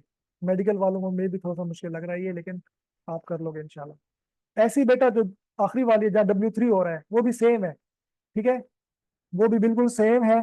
यहाँ देखो बेटा जी, 7 - इसकी, ये आप खुद निकाल, 7 - 5, 2, ये इसकी 2 है, और इसकी हाइट अगेन सेम होगी, जितनी सामने दी गई 3 होगी। तो ये हाफ, इसको अगर आप मल्टीप्लाई करो, हाफ से मल्टीप्लाई बाय 2 मल्टीप्लाई बाय 3, इसका आंसर भी 3 आएगा। कितना आएगा मेरे बच्चा, 3। तो अब तीनों को जमा कर दो, 3 और 3 6, 6 और 6 12। तो 12 is the correct answer for this.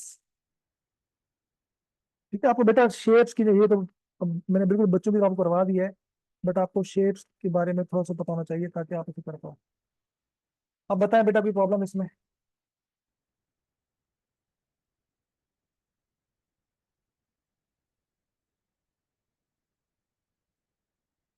ठीक है। आपको खाली बस ऐसा ग्राफ दिया हुआ होगा, हो सकता है खाली सिंगल हो, ये मैथ्स में आई है, बट आपके पास खाली अगर राइट एंगल ट्रायंगल आ जाती है फिर, तो आपको वो पता होना चाहिए ना। ये तो थोड़ा सा लंबा सवाल था। अगर आपके पास खाली एक एक ट्रायंगल ही आ जाती है, तो बेटा आपको ट्रायंगल भी तो पता होनी चाहिए ना। अगर खाली ट्रायंगल आ जाती है, बेटा सबको जमा कर दिया ना, यहाँ 12 हुआ, यहाँ पर 12 हुआ, एंड पे आके यहाँ कितना वर्क डन हुआ बच्चे, जब पार्टिकल यहाँ से यहाँ तक पहुंचा, तो यहाँ पर जब पार्टिकल पहुंचा, यहाँ से यहाँ तक पहुंचा, तो 12, सॉरी 3 जूल वर्क हुआ। उसके बाद जब पार्टिकल यहाँ से इस कोने तक गया, जो वर्क डू हुआ, ये 6 जूल हुआ। ये रेक्टेंगल ट्राइंगल से आपने देखा। दोबारा अब यहाँ से दोबारा नीचे आया, 7 पे आया, ठीक है। तो बच्चा यहाँ पर कितना, दोबारा से 3 हुआ। और हमने कैसे निकाला, हमने ट्राइंगल और रेक्टेंगल, एक इसमें रेक्टेंगल है, 2 ट्राइंगल्स हैं। आपको पता होना चाहिए ट्राइंगल का जो फार्मूला होता है, वो तो ½ L/B होता है। और रेक्टेंगल में आप दोनों लेंथ को मल्टीप्लाई कर दो, सिंपली आपके पास एरिया आ जाता है। और यहाँ एरिया बेसिकली वर्क ही है, ठीक है। आई होप यहाँ तक आपको क्लियर होगी चीज। बस इससे ज्यादा मैं कुछ बात नहीं कर सकता। Is everything clear till now.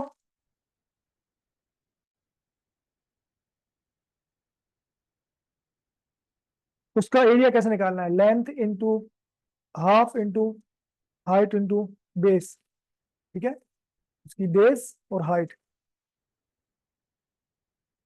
Physics same आती है बेटा सब में, क्या हो गया।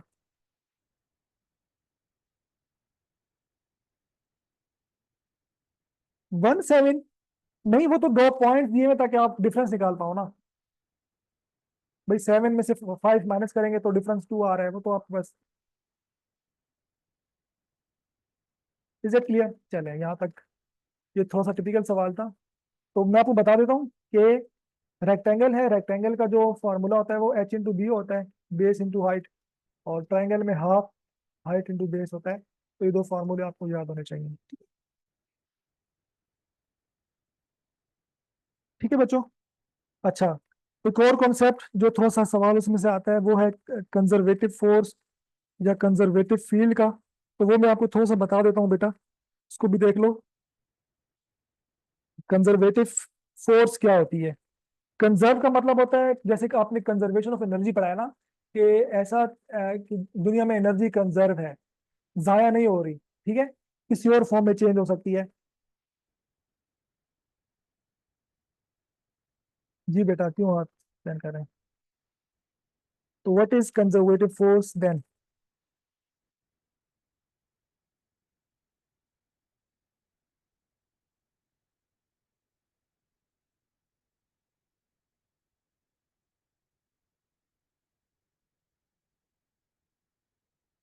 बिल्कुल बेटा बिल्कुल।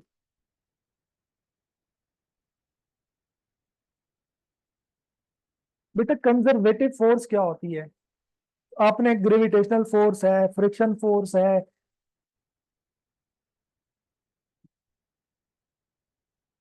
बहुत बहुत मुबारकबाद मुझे। ठीक है, तो आपके पास जो है फ्रिक्शनल फोर्स है, ग्रेविटेशनल फोर्स है, मकनातीसी फोर्स है जिसे मैग्नेटिक फोर्स कहते हैं, चार्जेस में इलेक्ट्रोस्टैटिक फोर्स होती है। तो ना फोर्स की दो टाइप्स हैं, कंजर्वेटिव फोर्स कौन सी होती है और एक होती है नॉन कंजर्वेटिव फोर्स। तो कंजर्वेटिव फोर्स के दो मेन पॉइंट्स है जिसको, जो अगर वो फॉलो हो रहे हो तो हम कहते हैं कि वो वहां पर कंजर्वेटिव फोर्स है। ठीक है, फोर्स है तो वर्क डन होगा। तो the work done by such forces,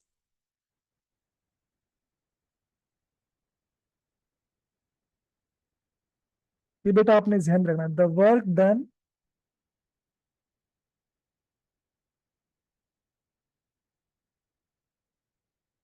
bye such forces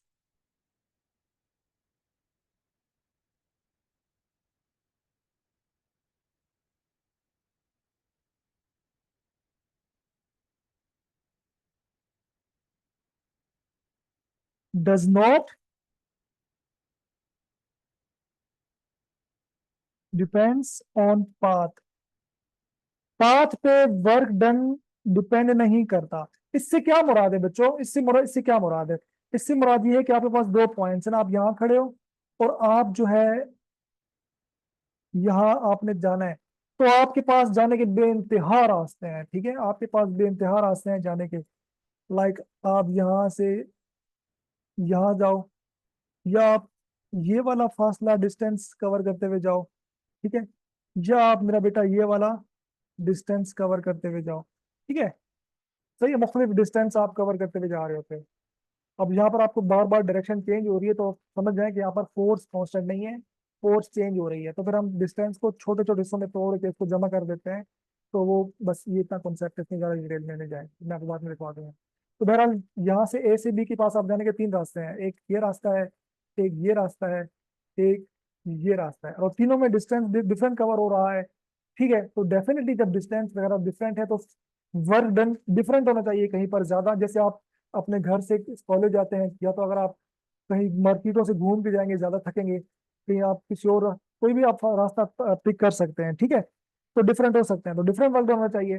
but हम कहते हैं कि नहीं, जो वर्क डन W1 में हो रहा है और जो यहाँ W2 में हो रहा है और जो यहाँ W3 में हो रहा है, सही है, ये बेसिकली सेम है। तो अगर वर्क डन जो है वो पाथ पे डिपेंड ना कर रहा हो, बल्कि किस पे डिपेंड कर रहा हो, खाली इनिशियल एंड फाइनल पोजीशंस पर, किस पे मेरा बच्चा।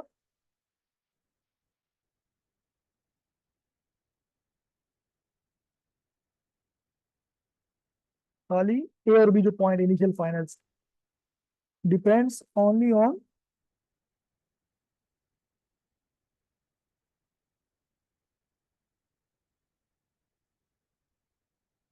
इनिशियल ए चूहे हट जा इनिशियल एंड एक छोटा सा चूहे का बच्चा है ना, वो मेरे साथ टेबल पे मुझे बहुत तंग करता है।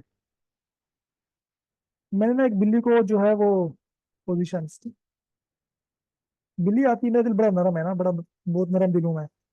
सफेद सी बिल्ली बड़ी प्यारी सी आती थी, मैं उसको खाना वाना दे देता था। तो पहले सबसे बड़ी डरती थी, लेकिन वो मेरे से थोड़ी सी अटैच हो गई।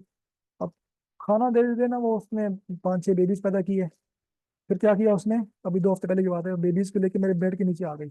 ओ भाई, उसको भगा रहे हैं, भाग रही नहीं है। अब बेड के नीचे बिल्ली के बच्चे हैं ऊपर मेरा बच्चा है बेड के ऊपर, और बिल्ली भी साथ है, हम भी साथ हैं। एक रात तो मैंने रखी। उसके बाद भाई वो फिर डेफिनेट गंद होता है, कचरा होता है, फिर उसको मैंने बड़ी मुश्किल से बंदे बुलवा के मैंने कहा इसको यार कहीं आगे पीछे करो। तो अब वो आती है तब उसको मैं भगाता हूँ। तो मुझे बड़ा दुख होता है कि मैं उसको मार रहा हूँ, लेकिन क्या करें, आप जरा सा निकी करने जाते हो, निकी गले पड़ जाती है। ठीक है। जी जी बच्चों, सही है। Is that clear? Is that clear मेरे बच्चों? ठीक है। वर्क डन जो है वो इनिशियल एंड फाइनल खाली पोजीशंस पर डिपेंड करे।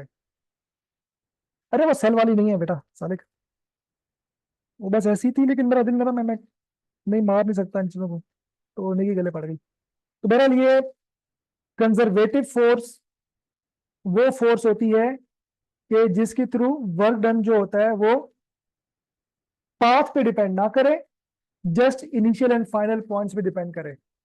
ठीक है, तो वो फोर्स कहलाती है कंजर्वेटिव फोर्स। और उस वो फोर्स जिस फील्ड में मौजूद होती है उससे हम लोग क्या बोलते हैं बेटा, कंजर्वेटिव फील्ड बोलते हैं। ठीक है, उससे हम क्या बोलते हैं, कंजर्वेटिव फील्ड। अब आप बोलेंगे सर ये आप क्या कह रहे हैं, इसकी एग्जांपल तो दें। तो मैं दूंगा ना एग्जांपल, मैं कहीं भागा थोड़ी जा रहा हूँ। ठीक है, फोर्स के साथ तो फील्ड तो जुड़ी हुई है, तो आपको पता ही है, वो कहलाती है कंजर्वेटिव फील्ड।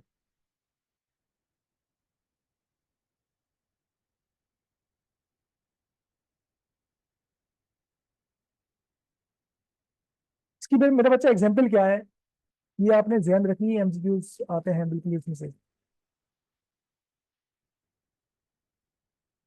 एग्जाम्पल बच्चा जी क्या है इसमें, ग्रेविटेशनल फील्ड। पहली तो कौन सी हो गई, ये जो हमारी जमीन की फील्ड है ना ग्रेविटेशनल, ये कंजर्वेटिव फील्ड है। और ये जो ग्रेविटेशनल फोर्स है जिसको आप वेट शेड बोलते हो,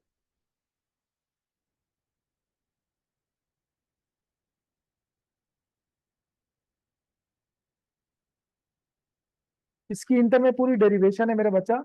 ये पूरी ट्राइंगल सोल्व करके और अच्छी खासी ना मैथमेटिक्स 1-2 पेज की डेरिवेशन है, 7 नंबर के लिए आती है आई थिंक। तो वो करते हो तो आपके पास आखिर आखिर में आंसर वर्क का 0 आता है। ठीक है, तो वो अब हम नहीं करवा रहे, बट मैं आपको बता रहा हूँ। इसके अलावा इलेक्ट्रोस्टैटिक फोर्स, सॉरी नहीं, स्प्रिंग फोर्स जो होती है आपके पास, सही है।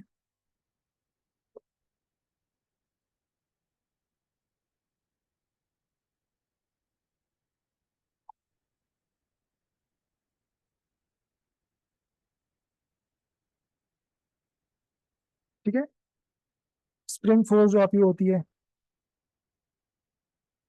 इलेक्ट्रोमैग्नेटिक फोर्स जो होती है, ये आपके पास जो है एग्जांपल्स हैं।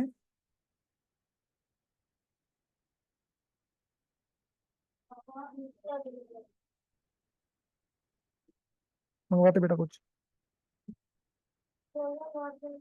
चलो उसको नहीं लूंगा, बस इस चैप्टर के में, इस चैप्टर में ही रहते हैं, क्योंकि यहाँ पर ग्रेविटेशन पोटेंशियल एनर्जी भी आएगी, तो मैं इसमें नहीं जा रहा। ठीक, और जो हम पहले पढ़ चुके हैं।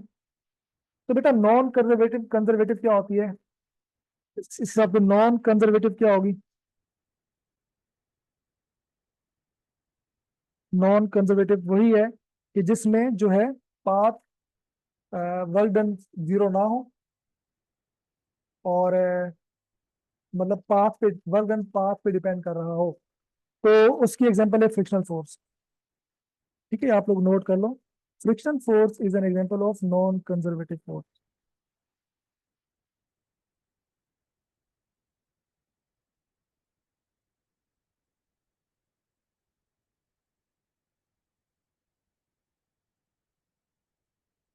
इलास्टिक फोर्स है उसकी कंजर्वेटिव की।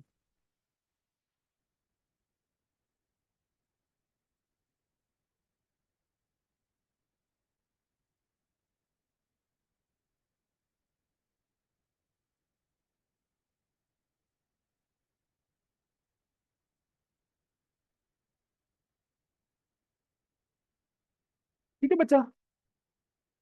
इलास्टिक फोर्स, रबर, आप रबर को खींचोगे दोबारा, ऐसी फोर्स सोचो ना जो खुद ब खुद पहले वाली हालत में आ जाए। ग्रेविटी में आप चीज ऊपर फेंकते हो दोबारा जमीन पे आ जाती है। रबर को आप खींचते हो, इलास्टिक फोर्स है, वापस अपनी हालत में आता है। तो तमाम की तमाम कंजर्वेटिव फोर्स है, कंजर्व एनर्जी वहाँ कंजर्व रहती है। फ्रिक्शन जो है वो एक नॉन कंजर्वेटिव फोर्स है। ठीक है, तो ये बेटा आप लोगों ने थोड़ा सा कॉन्सेप्ट अपने जहन में रखने हैं। सही है मेरा बच्चा। तो यहाँ बेटा कोई प्रॉब्लम प्लीज मुझे बता दें। Any problem till here please you can tell me. बेटा यहाँ तक कोई प्रॉब्लम प्लीज बता दें मुझे।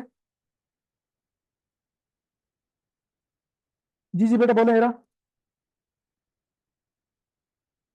कंजर्वेटिव फील्ड वो फील्ड है ना जहां पर, जिस फील्ड के अंदर वर्क डन जो है वो जीरो हो, और वर्क डन पाथ पे डिपेंड ना करे, बल्कि इनिशियल एंड फाइनल, ये दो पॉइंट आपने ध्यान में रखने हैं। ऐसी फील्ड जिसमें work done initial and final point पे डिपेंड करे, भल और वर्क डन सेम हो। ठीक है, जी जी बिल्कुल। या क्लोज लूप में वर्क डन जीरो, अगर क्लोज लूप लिया जाए तो उसमें वर्क डन जीरो होता है। ठीक है, तो ऐसी फील्ड कहलाती है कंजर्वेटिव फील्ड। और वहां पर जो फोर्स होती है, जो फोर्स की वजह से आप वर्क डन हो रहा है, वो फोर्स कहलाती है कंजर्वेटिव फोर्स। और मैथमेटिक्स की डेरिवेशन है, वो डेरिवेशन इंटर में थ्योरी में करवाई जाती है। वो अगर आप ग्रेविटेशनल फील्ड को देखेंगे ना, तो एक ट्रायंगल बना के कराची बोर्ड में करवाई जाती है। क्या बेटा? हादिया दोबारा पूछें। जी बेटा हादिया दोबारा पूछें। जी अहमद रजा, मैं देख रहा हूँ बेटा, सबको देख रहा हूँ, मैसेज थोड़े से ज्यादा हो जाते हैं। मैं बता देता हूँ। नहीं, वर्क डन जीरो से मुराद ये है बच्चा, वर्क डन जीरो से मुराद ये है कि ये पॉइंट ए है, और यहां से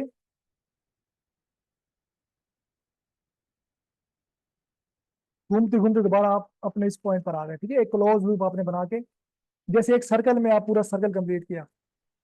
तो अगर वर्क डन जीरो हो रहा है, तो वो जो आपके पास फील्ड है या वो जो फोर्स है जिसकी वजह से जीरो हो रहा है, तो वो कंजर्वेटिव फोर्स है। इसकी मिसाल है सेंट्रीपिटल फोर्स। ऊपर एमसीक्यूज किया ना, सेंट्रीपिटल फोर्स में वर्क डन जीरो होता है, तो centripetal force is a conservative force. ठीक है, centripetal force is a conservative force, ये एमसीक्यूज में भी आता है, लिख लो, याद रख लो। सेंट्रीपिटल फोर्स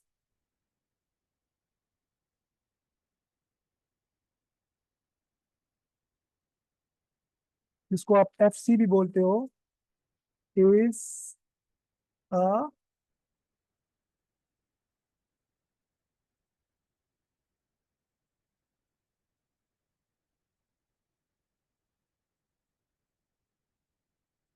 ठीक है।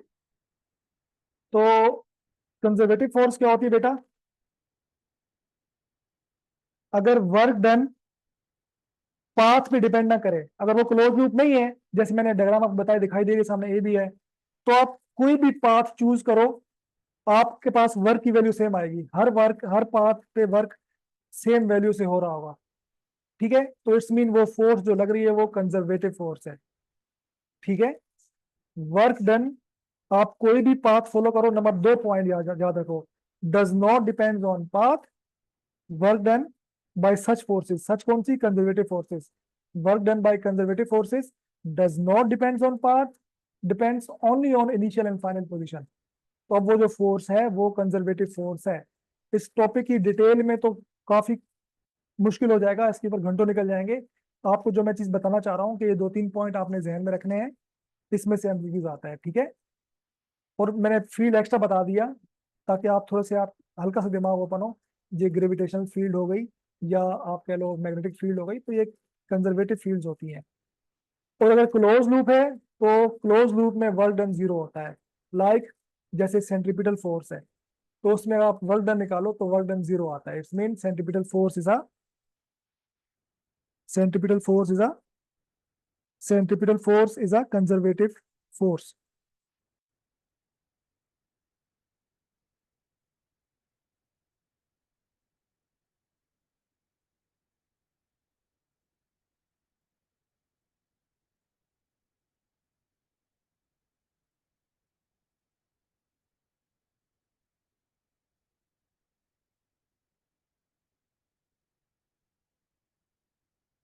ठीक है, बट सेंट्रीपिटल फोर्स को आपने, मैं इसलिए नहीं बता रहा था कि ये थोड़ी सी ना वो हो जाती है इनर्शियल नॉन इनर्शियल, और इसमें यूनिफॉर्म सर्कुलर मोशन, वो चीज थोड़ी सी एक्स्ट्रा आ जाती है। जनरली इसको हम सेंट्रीपिटल ही कहते हैं, बट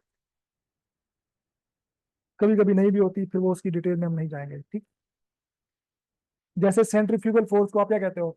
अगर आप बाहर सिस्टम देख रहे हो तो आप कहते हो ये हाइपोथेटिकल फोर्स है। ठीक है, अगर आप सिस्टम के अंदर बैठे हुए तो आपको सेंट्रीफ्यूगल फोर्स लगती है, जब आप घूम रहे होते हो तो आपके ऊपर लग रही होती है। तो ये कुछ चीजें होती हैं इस तरीके से आप बता रहे होते हो। ठीक है बेटा, तो ये दो तीन पॉइंट आपने ध्यान में रखने हैं। तो gravitational force, elastic restoring force जो होती है स्प्रिंग में होती है या उस चीज में होती है, ये तमाम आपके पास बेटा कैसी है? ये कंजर्वेटिव फोर्सेज हैं। और कंजर्वेटिव फोर्स कौन सी फोर्स होती है? जिसमें वर्क डन एक तो पाथ पे डिपेंड नहीं कर रहा होता, मतलब पाथ, हर पाथ में वर्क डन की वैल्यू सेम ही आएगी। Work done just initial and final position पर डिपेंड कर रहा होता है।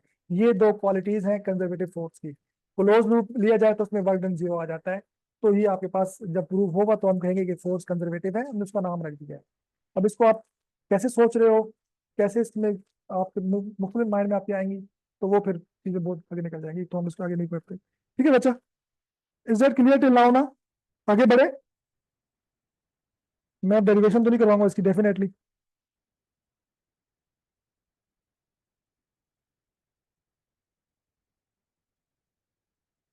ठीक है यार, आप भूख लगी हुई है, मैं कसम उड़ा कि मैं भी खाली चिप्स खा के बैठा हुआ। दिन में दो निवाले डाले में।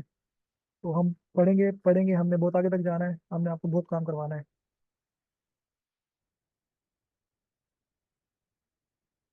सुलेमान बेटा मैंने समझा दिया है।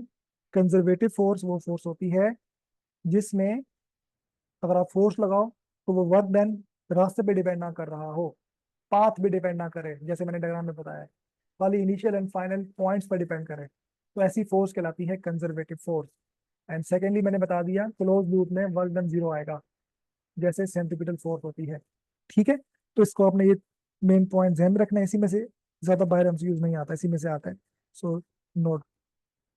इसकी अगर आप कहते हो क्या कहते हो, क्या कहते हो, डेरिवेशन, तो वो इंटर की बुक में मौजूद है, आप वहां से देख सकते हो। ठीक है, लेट्स वर्क के बारे में जितनी नॉलेज मैंने आपको देनी थी दे दी। इसका मुश्किल एमसीक्यूज भी मैंने करवा दिया और आसान भी करवा दिया, केयू के नस्ट के दो आपको मैंने मेन करवाया है। अब ये वर्क बेटा आपने एक मजदूर लगाया, ठीक है, और आपने कहा बेटा, आपने सोचा भाई ये 100 ब्लॉक है, इसको छत पर लेकर जाओ। अब वो मजदूर डेली आए, एक ब्लॉक छत पर रख के जाए, डेली आए, अब उसको 100 दिन लग जाएंगे ना? सही है, तो आप बोलोगे यार ये कैसा काम कर रहा है। तो वर्क और टाइम का आपस में कोई रिलेशन होता है ना मेरे बच्चों। तो वर्क आपस में रिलेशन, अगर आप उसे टाइम नहीं बताओगे, ठीक है, तो वो आपको काम नहीं करके देगा। हो सकता है 1 महीने में एक ब्लॉक रख के आए, फिर आपको 100 महीने लग जाएंगे। तो वर्क अपॉन टाइम ये बड़ा जरूरी है। ठीक है, rate at which the work is doing. ठीक है, ये बड़ा जरूरी है कि आप उसको बोलो भाई मुझे 1 घंटे में सारे ब्लॉक ऊपर रख के दो। ठीक है, उसको आपको बताना है the rate at which the work is done.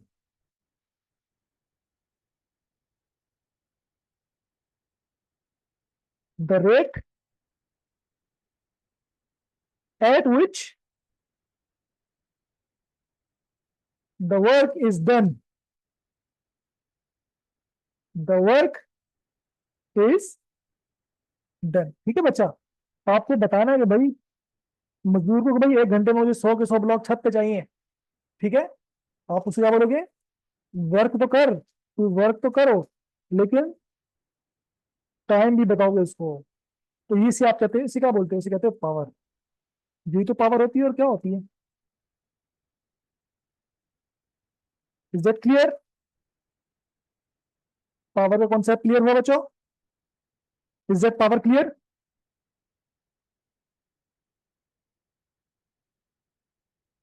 ठीक है, इज दैट पावर क्लियर?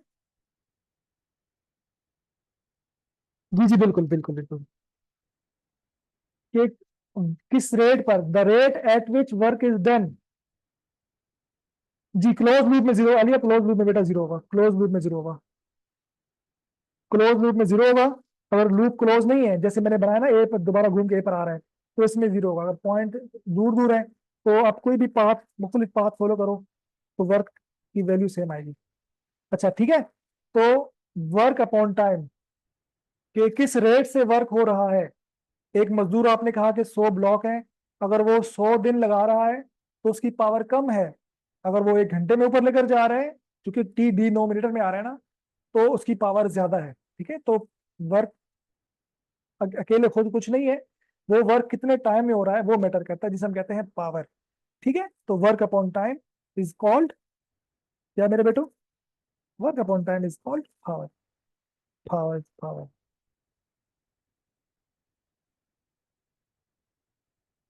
तो मुझे बताएं, it is a scalar quantity और वेक्टर क्वांटिटी। बच्चों, इट्स अ स्केलर और वेक्टर, जल्दी बताएं, शाबाश। इज इट अ स्केलर और वेक्टर, शाबाश जल्दी बताएं। पावर इज स्केलर और वेक्टर, जल्दी बताएं, मैं पूछ रहा हूँ आप लोगों से कुछ। ओ माय गॉड, भाई स्केलर ही होगी ना, स्केलर ही होगी ना, स्केलर ही होगी। वर्क भी स्केलर है, टाइम भी स्केलर है, कोई डॉट क्रॉस तो हो नहीं रहा। भाई वेक्टर तब होती जब दो वेक्टर आपस में क्रॉस हो रहे होते, या वेक्टर प्रोडक्ट।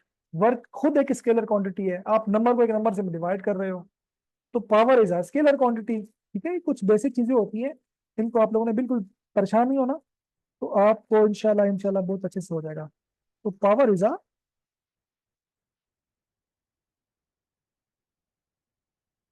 Scalar quantity.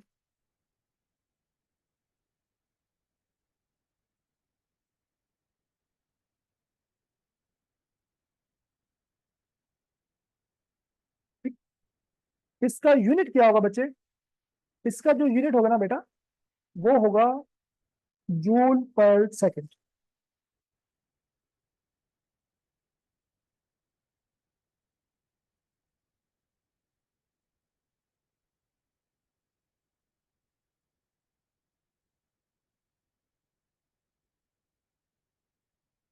और ये इसको खुद बजाते खुद इसको कहा जाता है, क्या कहा जाता है? इसको मेरा बेटा कहा जाता है, वाट लगा दी, वाट,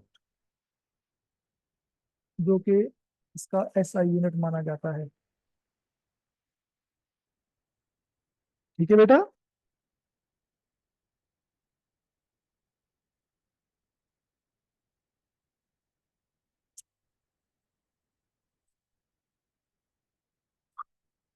अच्छा, ये स्केलर होता है ना, स्केलर होता है।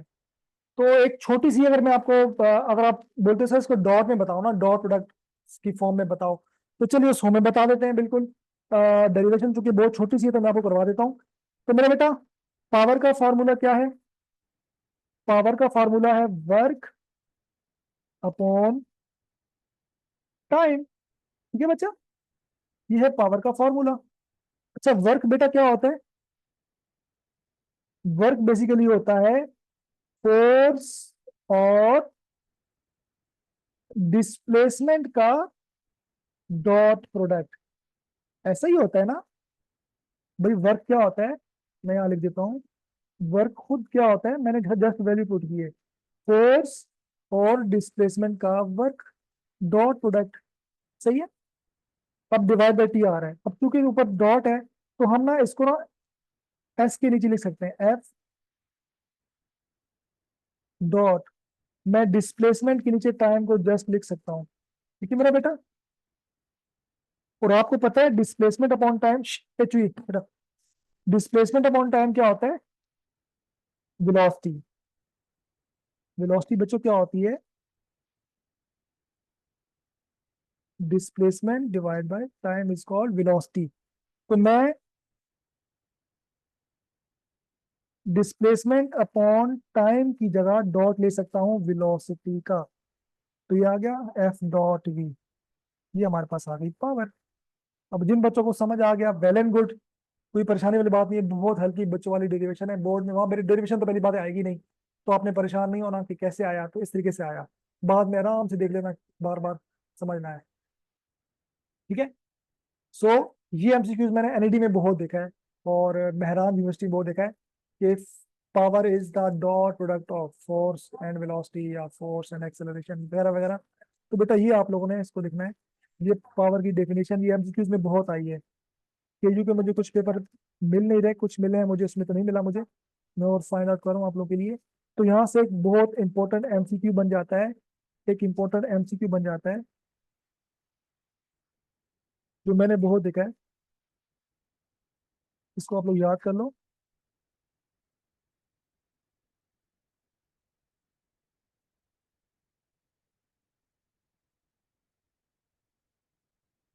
पावर इज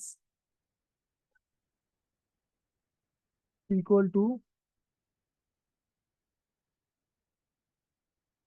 द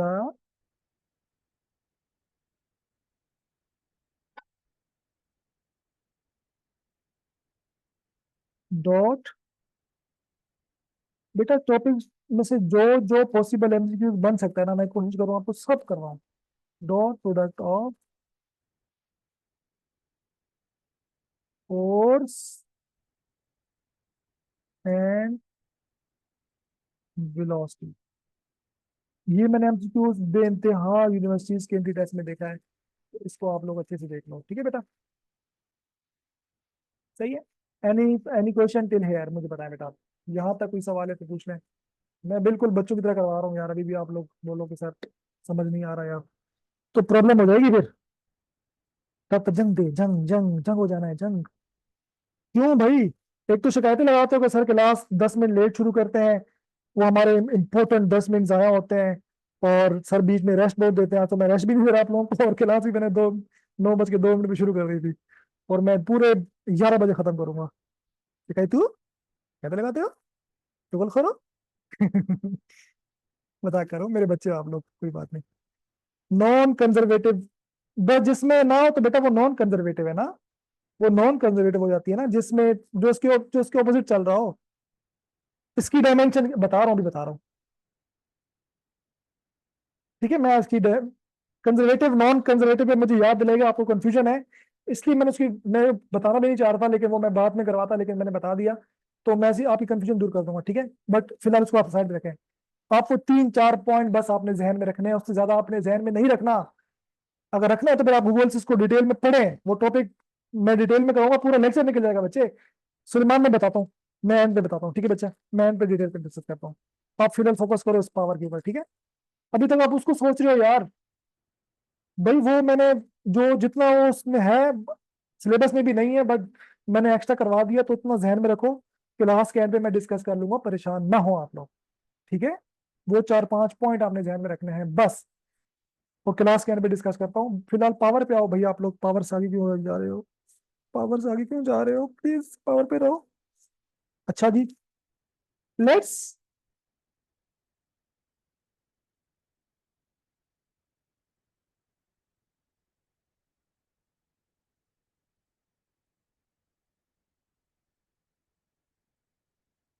हाय अल्लाह ठुका दिया, मुझसे पहली सी मोहब्बत मेरे महबूब न मांग। मैंने समझा था कि तू है तो दरख्शां है हयात, तेरा गम है तो गम दहर का झगड़ा क्या है, तेरी सूरत से है आलम में बहारों को सबात, तेरी आंखों के सवा दुनिया में रखा क्या है। फैज अहमद फैज ने जब बांग्लादेश अलग हो रहा था पाकिस्तान से, तो ये गजल कही थी, वन ऑफ माई फेवरेट। और आज जब मैं थक गया हूँ तो मैं आपको बता रहा हूँ बहरहाल। अच्छा बच्चों, लेट्स कम, तो ये इसका ऐसा यूनिट हो गया। एफपीएस या ब्रिटिश में क्या होता है? एफपीएस में बात करता हूँ, पर मैं इसकी डायमेंशन और यूनिट और बताता हूँ। Foot, FPS mean foot pound second, FPS mean foot pound second, FPS mean FPS system.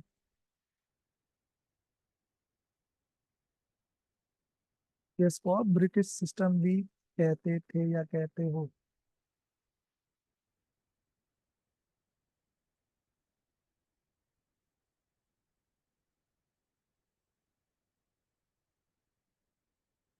हाँ तो बच्चा क्या होता है?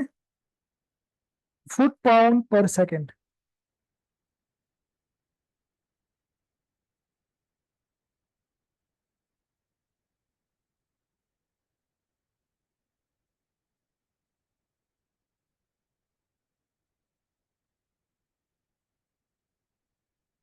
ये तो इतना नहीं आता।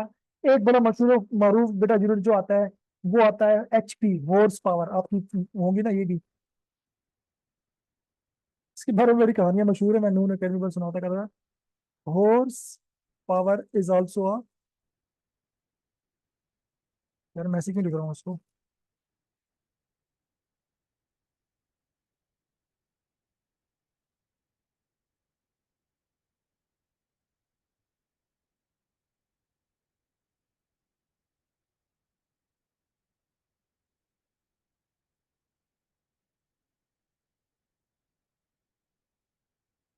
पावर का एक अंदर भी यूनिट है। ये सी कहानी मशहूर है, पता नहीं सच है कि झूठ है कि हॉर्स पावर बेसिकली जो हॉर्स होता है वो अपनी कैटल को जो 1 मीटर डिस्टेंस पे खींचता है, जितनी फोर्स लगाता है उस फोर्स का वो 1 से मल्टीप्लाई करेंगे तो वो 1 HP आएगी। तो बहरहाल ये बहुत चीज की वो कहानी है। अल्लाह जाने क्या सच है क्या झूठ है। But 1 HP, 1 HP, 1 horse power, ये इसका MCQs बहुत आता है। 1 HP, 1 horse power basically equal है 746 वॉट के। एग्जैक्टली 745 पॉइंट समथिंग होता है, बट हम इसको राउंड ऑफ करके इतनी देते हैं, 746 वॉट। ठीक है बच्चा। जो कि अगर फुट पाउंड पर सेकंड में लिया जाए तो वो 550 बनता है। इसको अगर याद ना करना चाहो तो कोई फर्क नहीं पड़ता। Not as important. As a teacher मेरा दिल करता है कि मैं आपको सब बताऊं। कुछ चीजें बताने वाली नहीं होती, लेकिन आपने कम से कम ये हॉर्स पावर और वाट को आपस में लाजमी जहन नशी करना है। ठीक है बेटा। डायमेंशन इसकी क्या होती है बच्चे? डायमेंशंस तो आपने सबने बचपन बच्चों बच्चों ने ऐसे याद की हुई हैं। वर्क फोर्स वगैरह की तो मैंने आपको करवाई थी ना।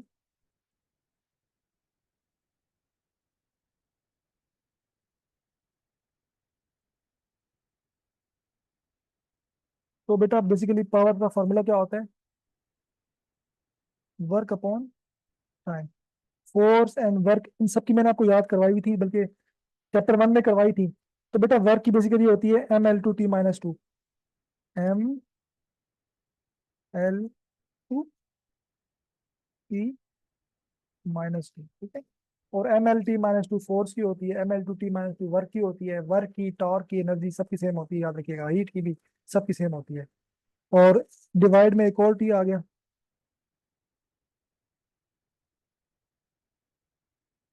तो इसकी जो डायमेंशंस बन जाती है मेरा बेटा, वो बन जाती है ML/T - 3।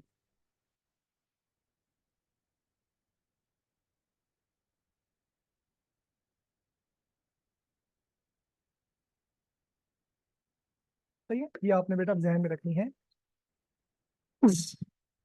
तो इट्स ऑल अबाउट पावर। सो कोई प्रॉब्लम बेटा पूछो यार इसमें तो, इसके मैं आपको पास्ट पेपर के MCQs करवा दूं। Any problem till here? बेटा यहाँ तक कोई प्रॉब्लम प्लीज बता दें। I can not. आई भी नहीं है, ये पाउंड है। हमारी लाइट आ गई, आपकी चली गई है। ठीक है जी। MCQs इसके मैंने कहा बिल्कुल, हम आपके लिए MCQs लेकर आए हैं।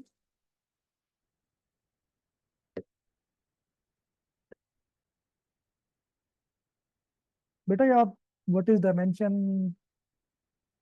ये कैसा सवाल है? मेजरमेंट वाला चैप्टर जरा हमारा जाके देखें।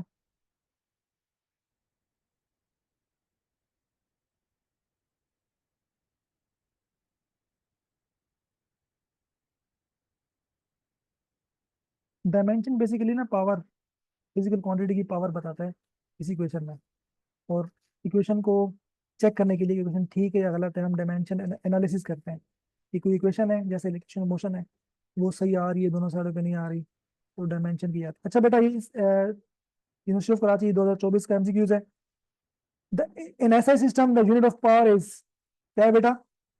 एसआई सिस्टम में पावर का यूनिट क्या है? देखें, आसान सवाल एमसीक्यूज है।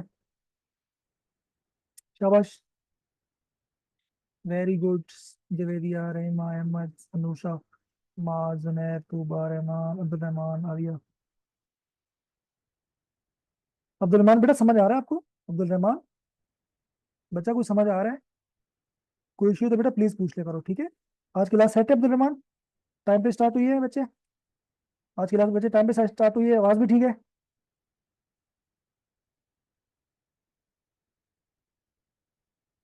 चलें, गुड हो गया। आपका मैसेज हमें मिल चुका था।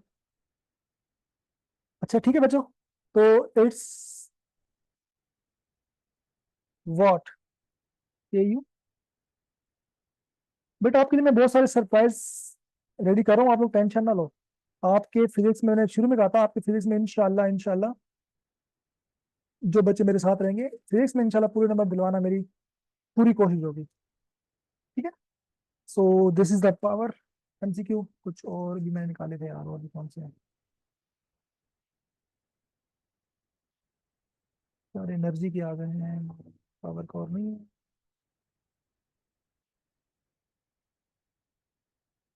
अच्छा, ये सवाल के यू 2022 में भी आया हुआ है, ठीक है? यही पावर का सेम सवाल यूनिवर्सिटी ऑफ कराची के 2022 में भी आया हुआ है। तो पावर से इतना आसान सवाल ही आता है। और जो इंजीनियरिंग यूनिवर्सिटीज हैं, वो जो मैंने आपको लिखवा दिया ना, F.V, बेटा वो सवाल आता है, ठीक है? F.V फोर्स एंड वेलोसिटी का डॉट प्रोडक्ट पावर है। एक वो बनता है और ये आता है कि ऐसा यूनिट ऑफ पावर। या कभी कभी वो आता है HP 1 horsepower is equal to, तो या 2 हॉर्स पावर, उसकी कन्वर्जन। ये तीन आपने पावर से मेन पॉइंट लाजमी लाजमी लाजमी लाजमी याद रखने हैं। ये बेटा एक कंजर्वेटिव फोर्स वाला सवाल है।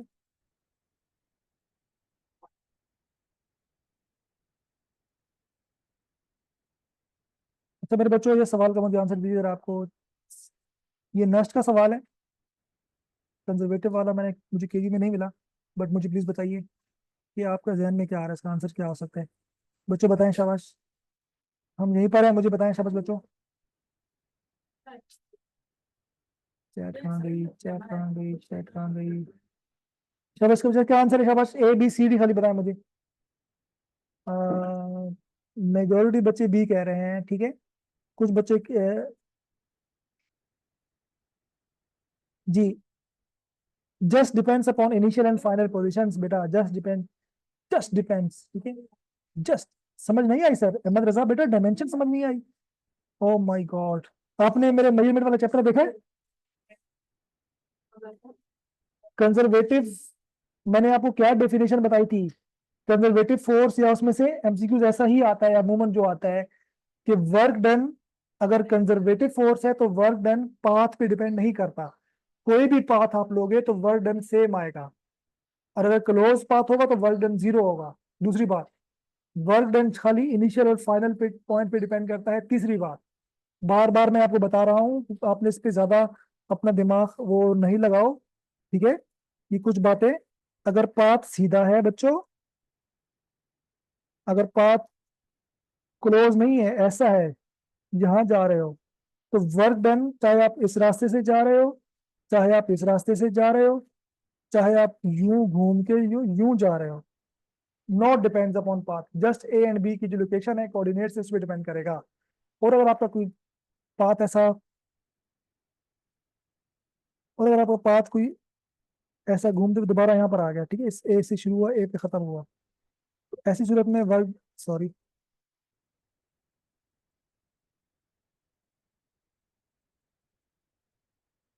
अगर ये हालत है, ठीक है, तो मेरा बच्चा, वर्क डन चलते चलते चलते चलते चलते चलते चलते दोबारा आप A पॉइंट पर आ गए, तो अब क्लोज लूप हुआ, तो इसमें आपने समझना वर्क डन जीरो होगा। बस इसके लिए मैंने इतनी बात कही थी। अगर पॉइंट लूप क्लोज नहीं है, A और B अलग अलग पॉइंट्स हैं, तो आप कोई भी रास्ता चूज कर लो, चाहे आप रास्ता चूज करो,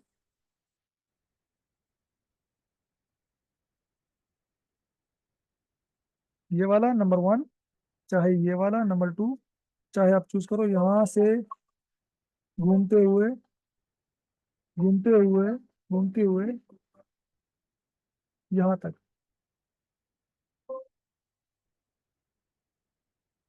इज डेट क्लियर बच्चों? इज डेट क्लियर मेरे बच्चों? अब समझ में आई? ये 3 पॉइंट याद रखो यार आप लोग। एक तो एक्स्ट्रा चीज बताओ तो फिर आप उसमें सोचने लग जाते हो। डायमेंशन तो बेटा मैंने करवाई हुई है डिटेल में। सर मुझे इंपॉर्टेंट एमसीक्यूज रिवाइज करवा दें। बेटा अभी तक टाइम है, मैं आपको सब करवाऊंगा, परेशान क्यों हो रहे हो?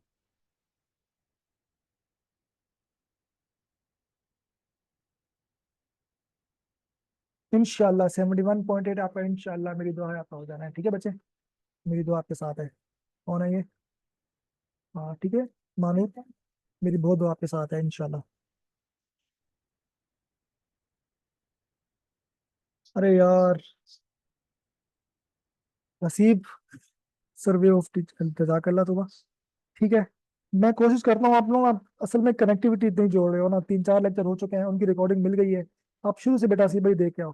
इसी भाई आप मेजरमेंट को देखें, उसके बाद वेक्टर को देखें। एक फ्लुएंसी से अभी छुट्टियां आ रही है ना, जो जो बच्चे मेरे बच्चे नए हैं वो प्लीज बैठ के ना मेरे रिकॉर्डिंग्स एक बार देख लें।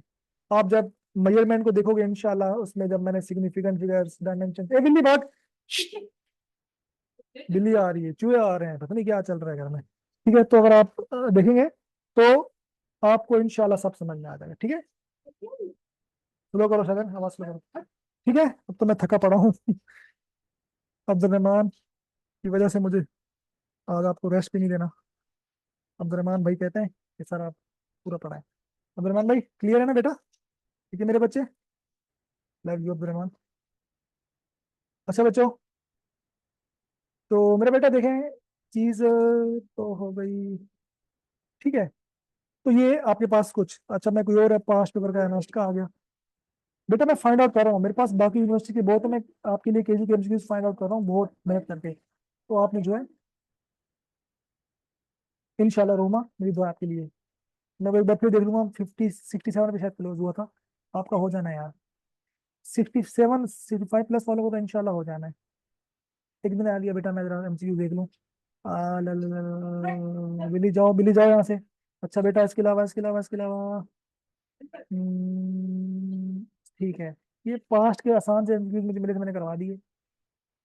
ठीक है, और इसके अलावा चलिए अभी टाइम है तो हम जरा एनर्जी वाले टॉपिक को स्टार्ट कर देते हैं। ठीक है, इसकी डायमेंशन बेटा, डायमेंशंस के लिए आप मेजरमेंट को देखें। जी बेटा प्लीज बताएं मुझे। जी बेटा बताएं। आज मेरी वॉइस क्लियर है सबको? वॉइस ठीक आ रही है ना? कोई वॉइस का इशू तो नहीं है बिल्कुल भी?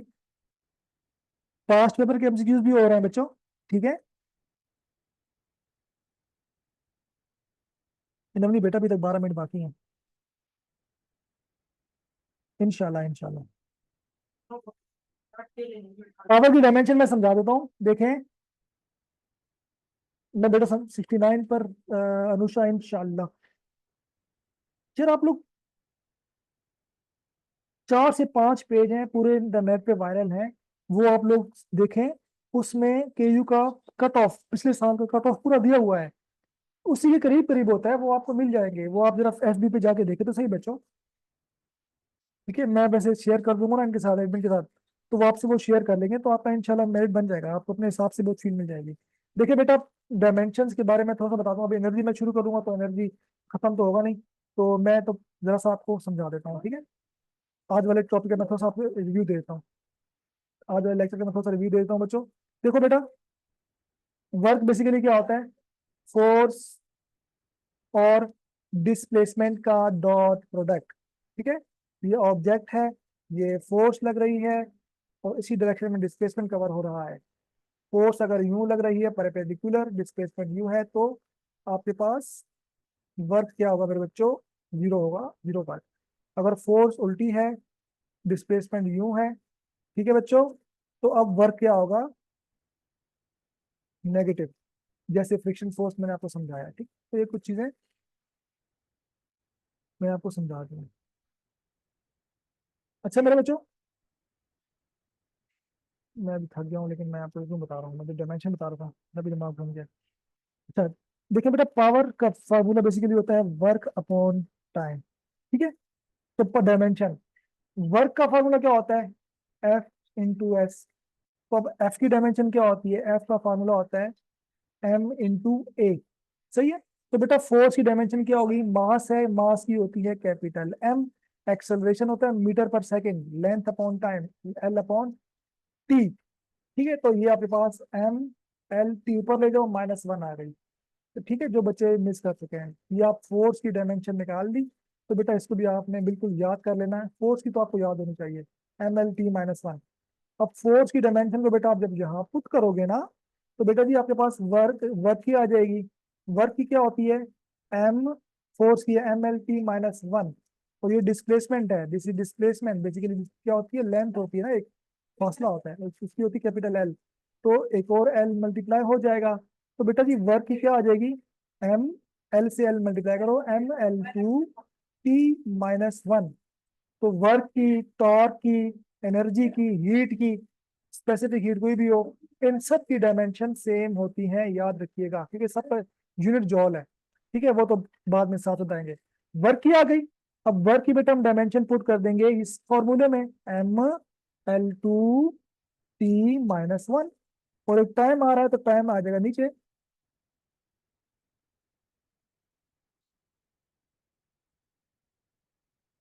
सही है।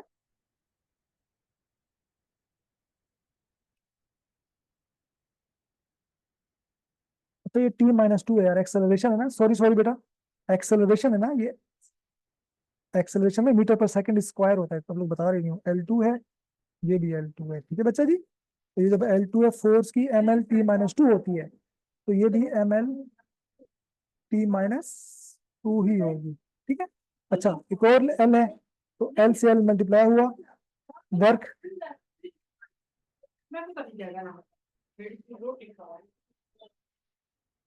तो बेटा वर्क क्या बन जाएगी? एम, सॉरी, ठीक है, ये आ गई ML, ये वर्क की आ गई। ठीक है बच्चे, अब वर्क की डायमेंशन आप पुट कर दोगे यहाँ पर, तो बेटा पावर की क्या आएगी? ML2T-2, वर्क की पहले से है, और आपने टाइम की टी पुट की। तो बच्चा जी क्या हो गया? टी जब डिनोमिनेटर से जब आप वैल्यू को ऊपर लेकर जाते हो ना, तो पावर का साइन उल्टा हो जाता है। तो यहाँ पर T+1 में है, तो ऊपर जाके -1 हो जाएगा। तो बेटा पावर की डायमेंशन आ जाएगी ML2T-2, नहीं, मल्टीप्लाई होगा तो T-3। आया समझ में? जिन बच्चों को डायमेंशन में इश्यू हो रहा था, तो ऐसे निकालना सीख लो। और मेरा चैप्टर 1 मेजरमेंट लाजमी देख लो, जो बच्चे लेट ज्वाइन किया है, जिन बच्चों ने। इस लेक्चर में कोई और प्रॉब्लम है तो बेटा मुझसे पूछ लो। हाँ, और कौन बचा? नहीं, रुक जा बेटा, और किसी कोई प्रॉब्लम थी तो बेटा बताओ प्लीज। मेरे बारे में अच्छे अच्छे रिव्यूज दो, ठीक। मीटर, हाँ मीटर डिस्टेंस है ना, डिस्प्लेसमेंट डिस्टेंस, लेंथ होती है, लंबाई होती है, एक फासला होता है, तो एल होगी। थोड़ा नहीं करो, मेरा पेट खाली है। Is that clear everybody? कोई मसला यहाँ तक? किसी कॉन्सेप्ट में आज के लेक्चर में मसला है तो मुझे बताएं, आखिरी के 5-10 मिनट में मैं आपको साथ कर सकता हूँ।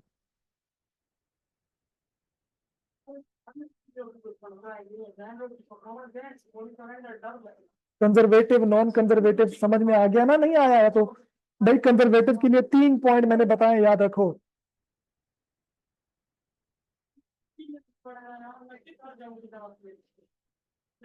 Arisha, I will try my best. Second year में तो वो तो मेरे पसंदीदा सब्जेक्ट्स हैं।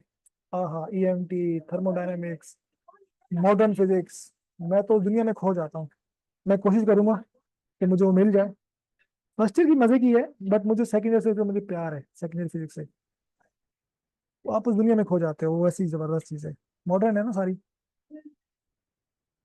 अरीबा 64 तक यार मुझे देखने पड़ेंगे, मैं कल ना एक बार फिर देख आऊंगा, बल्कि वो मैं पेज शेयर कर दूंगा, आप लोग प्लीज जो है वो मैनेजमेंट से कहूंगा कि आपकी ग्रुप, आप लोग जिस ग्रुप में है ना, मैं वहाँ शेयर करवा दूंगा। ठीक है। फोर्स डिस्प्लेसमेंट ग्राफ कोई रिपीट करने का बोल रहे हैं?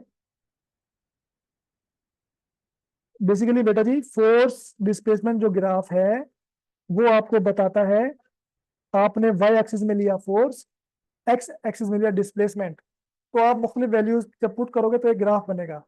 तो ग्राफ का जो जो ग्राफ के नीचे जो एरिया कवर हो रहा है वो बताता है वर्क, कितना वर्क हो रहा है। Area under the curve in force displacement graph tells the work done.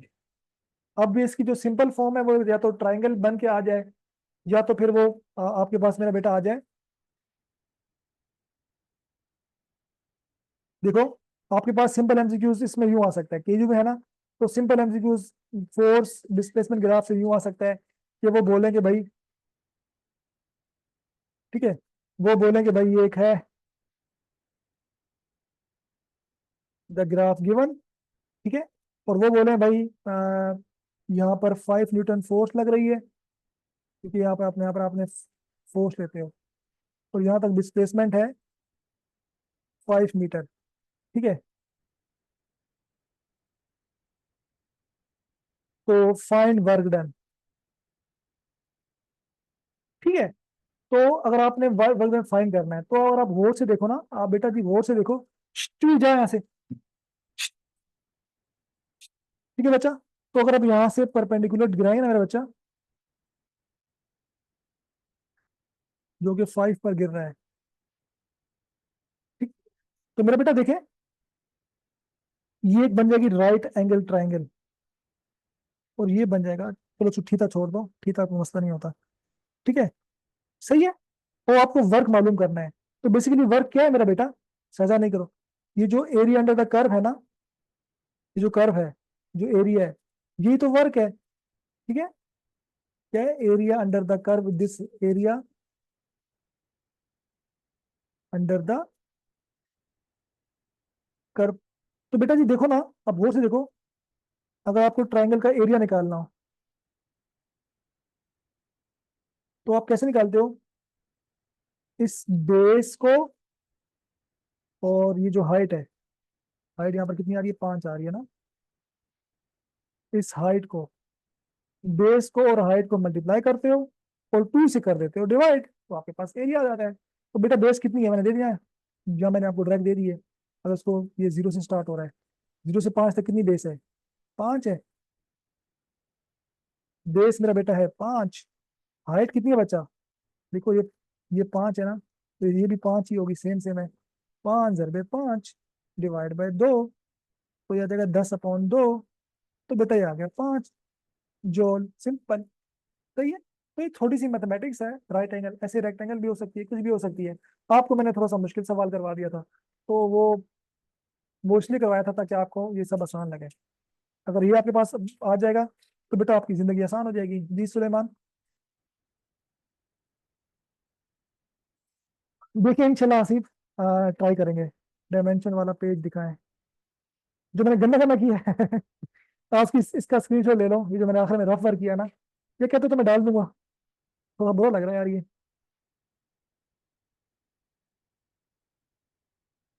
Zuheb क्या समझ नहीं आया बच्चे, एनर्जी वाला स्टार बेटा करेंगे इंशाल्लाह। मैंने ऐड कर दिया देखो, बुक से। 5 को 5 से मल्टीप्लाई करेंगे, सॉरी सॉरी सॉरी, किस बच्चे ने निकाला है, 5 5 जार 25, वैसा मेरा दिमाग घुमा पड़ा है ना। 5 5 पंजी होता है बच्चों, 5 5 25 होता है, 5 5 25 होता है। शुगर खत्म हुई पूरी दिमाग में। और 25 को जब करेंगे तो बेटा ये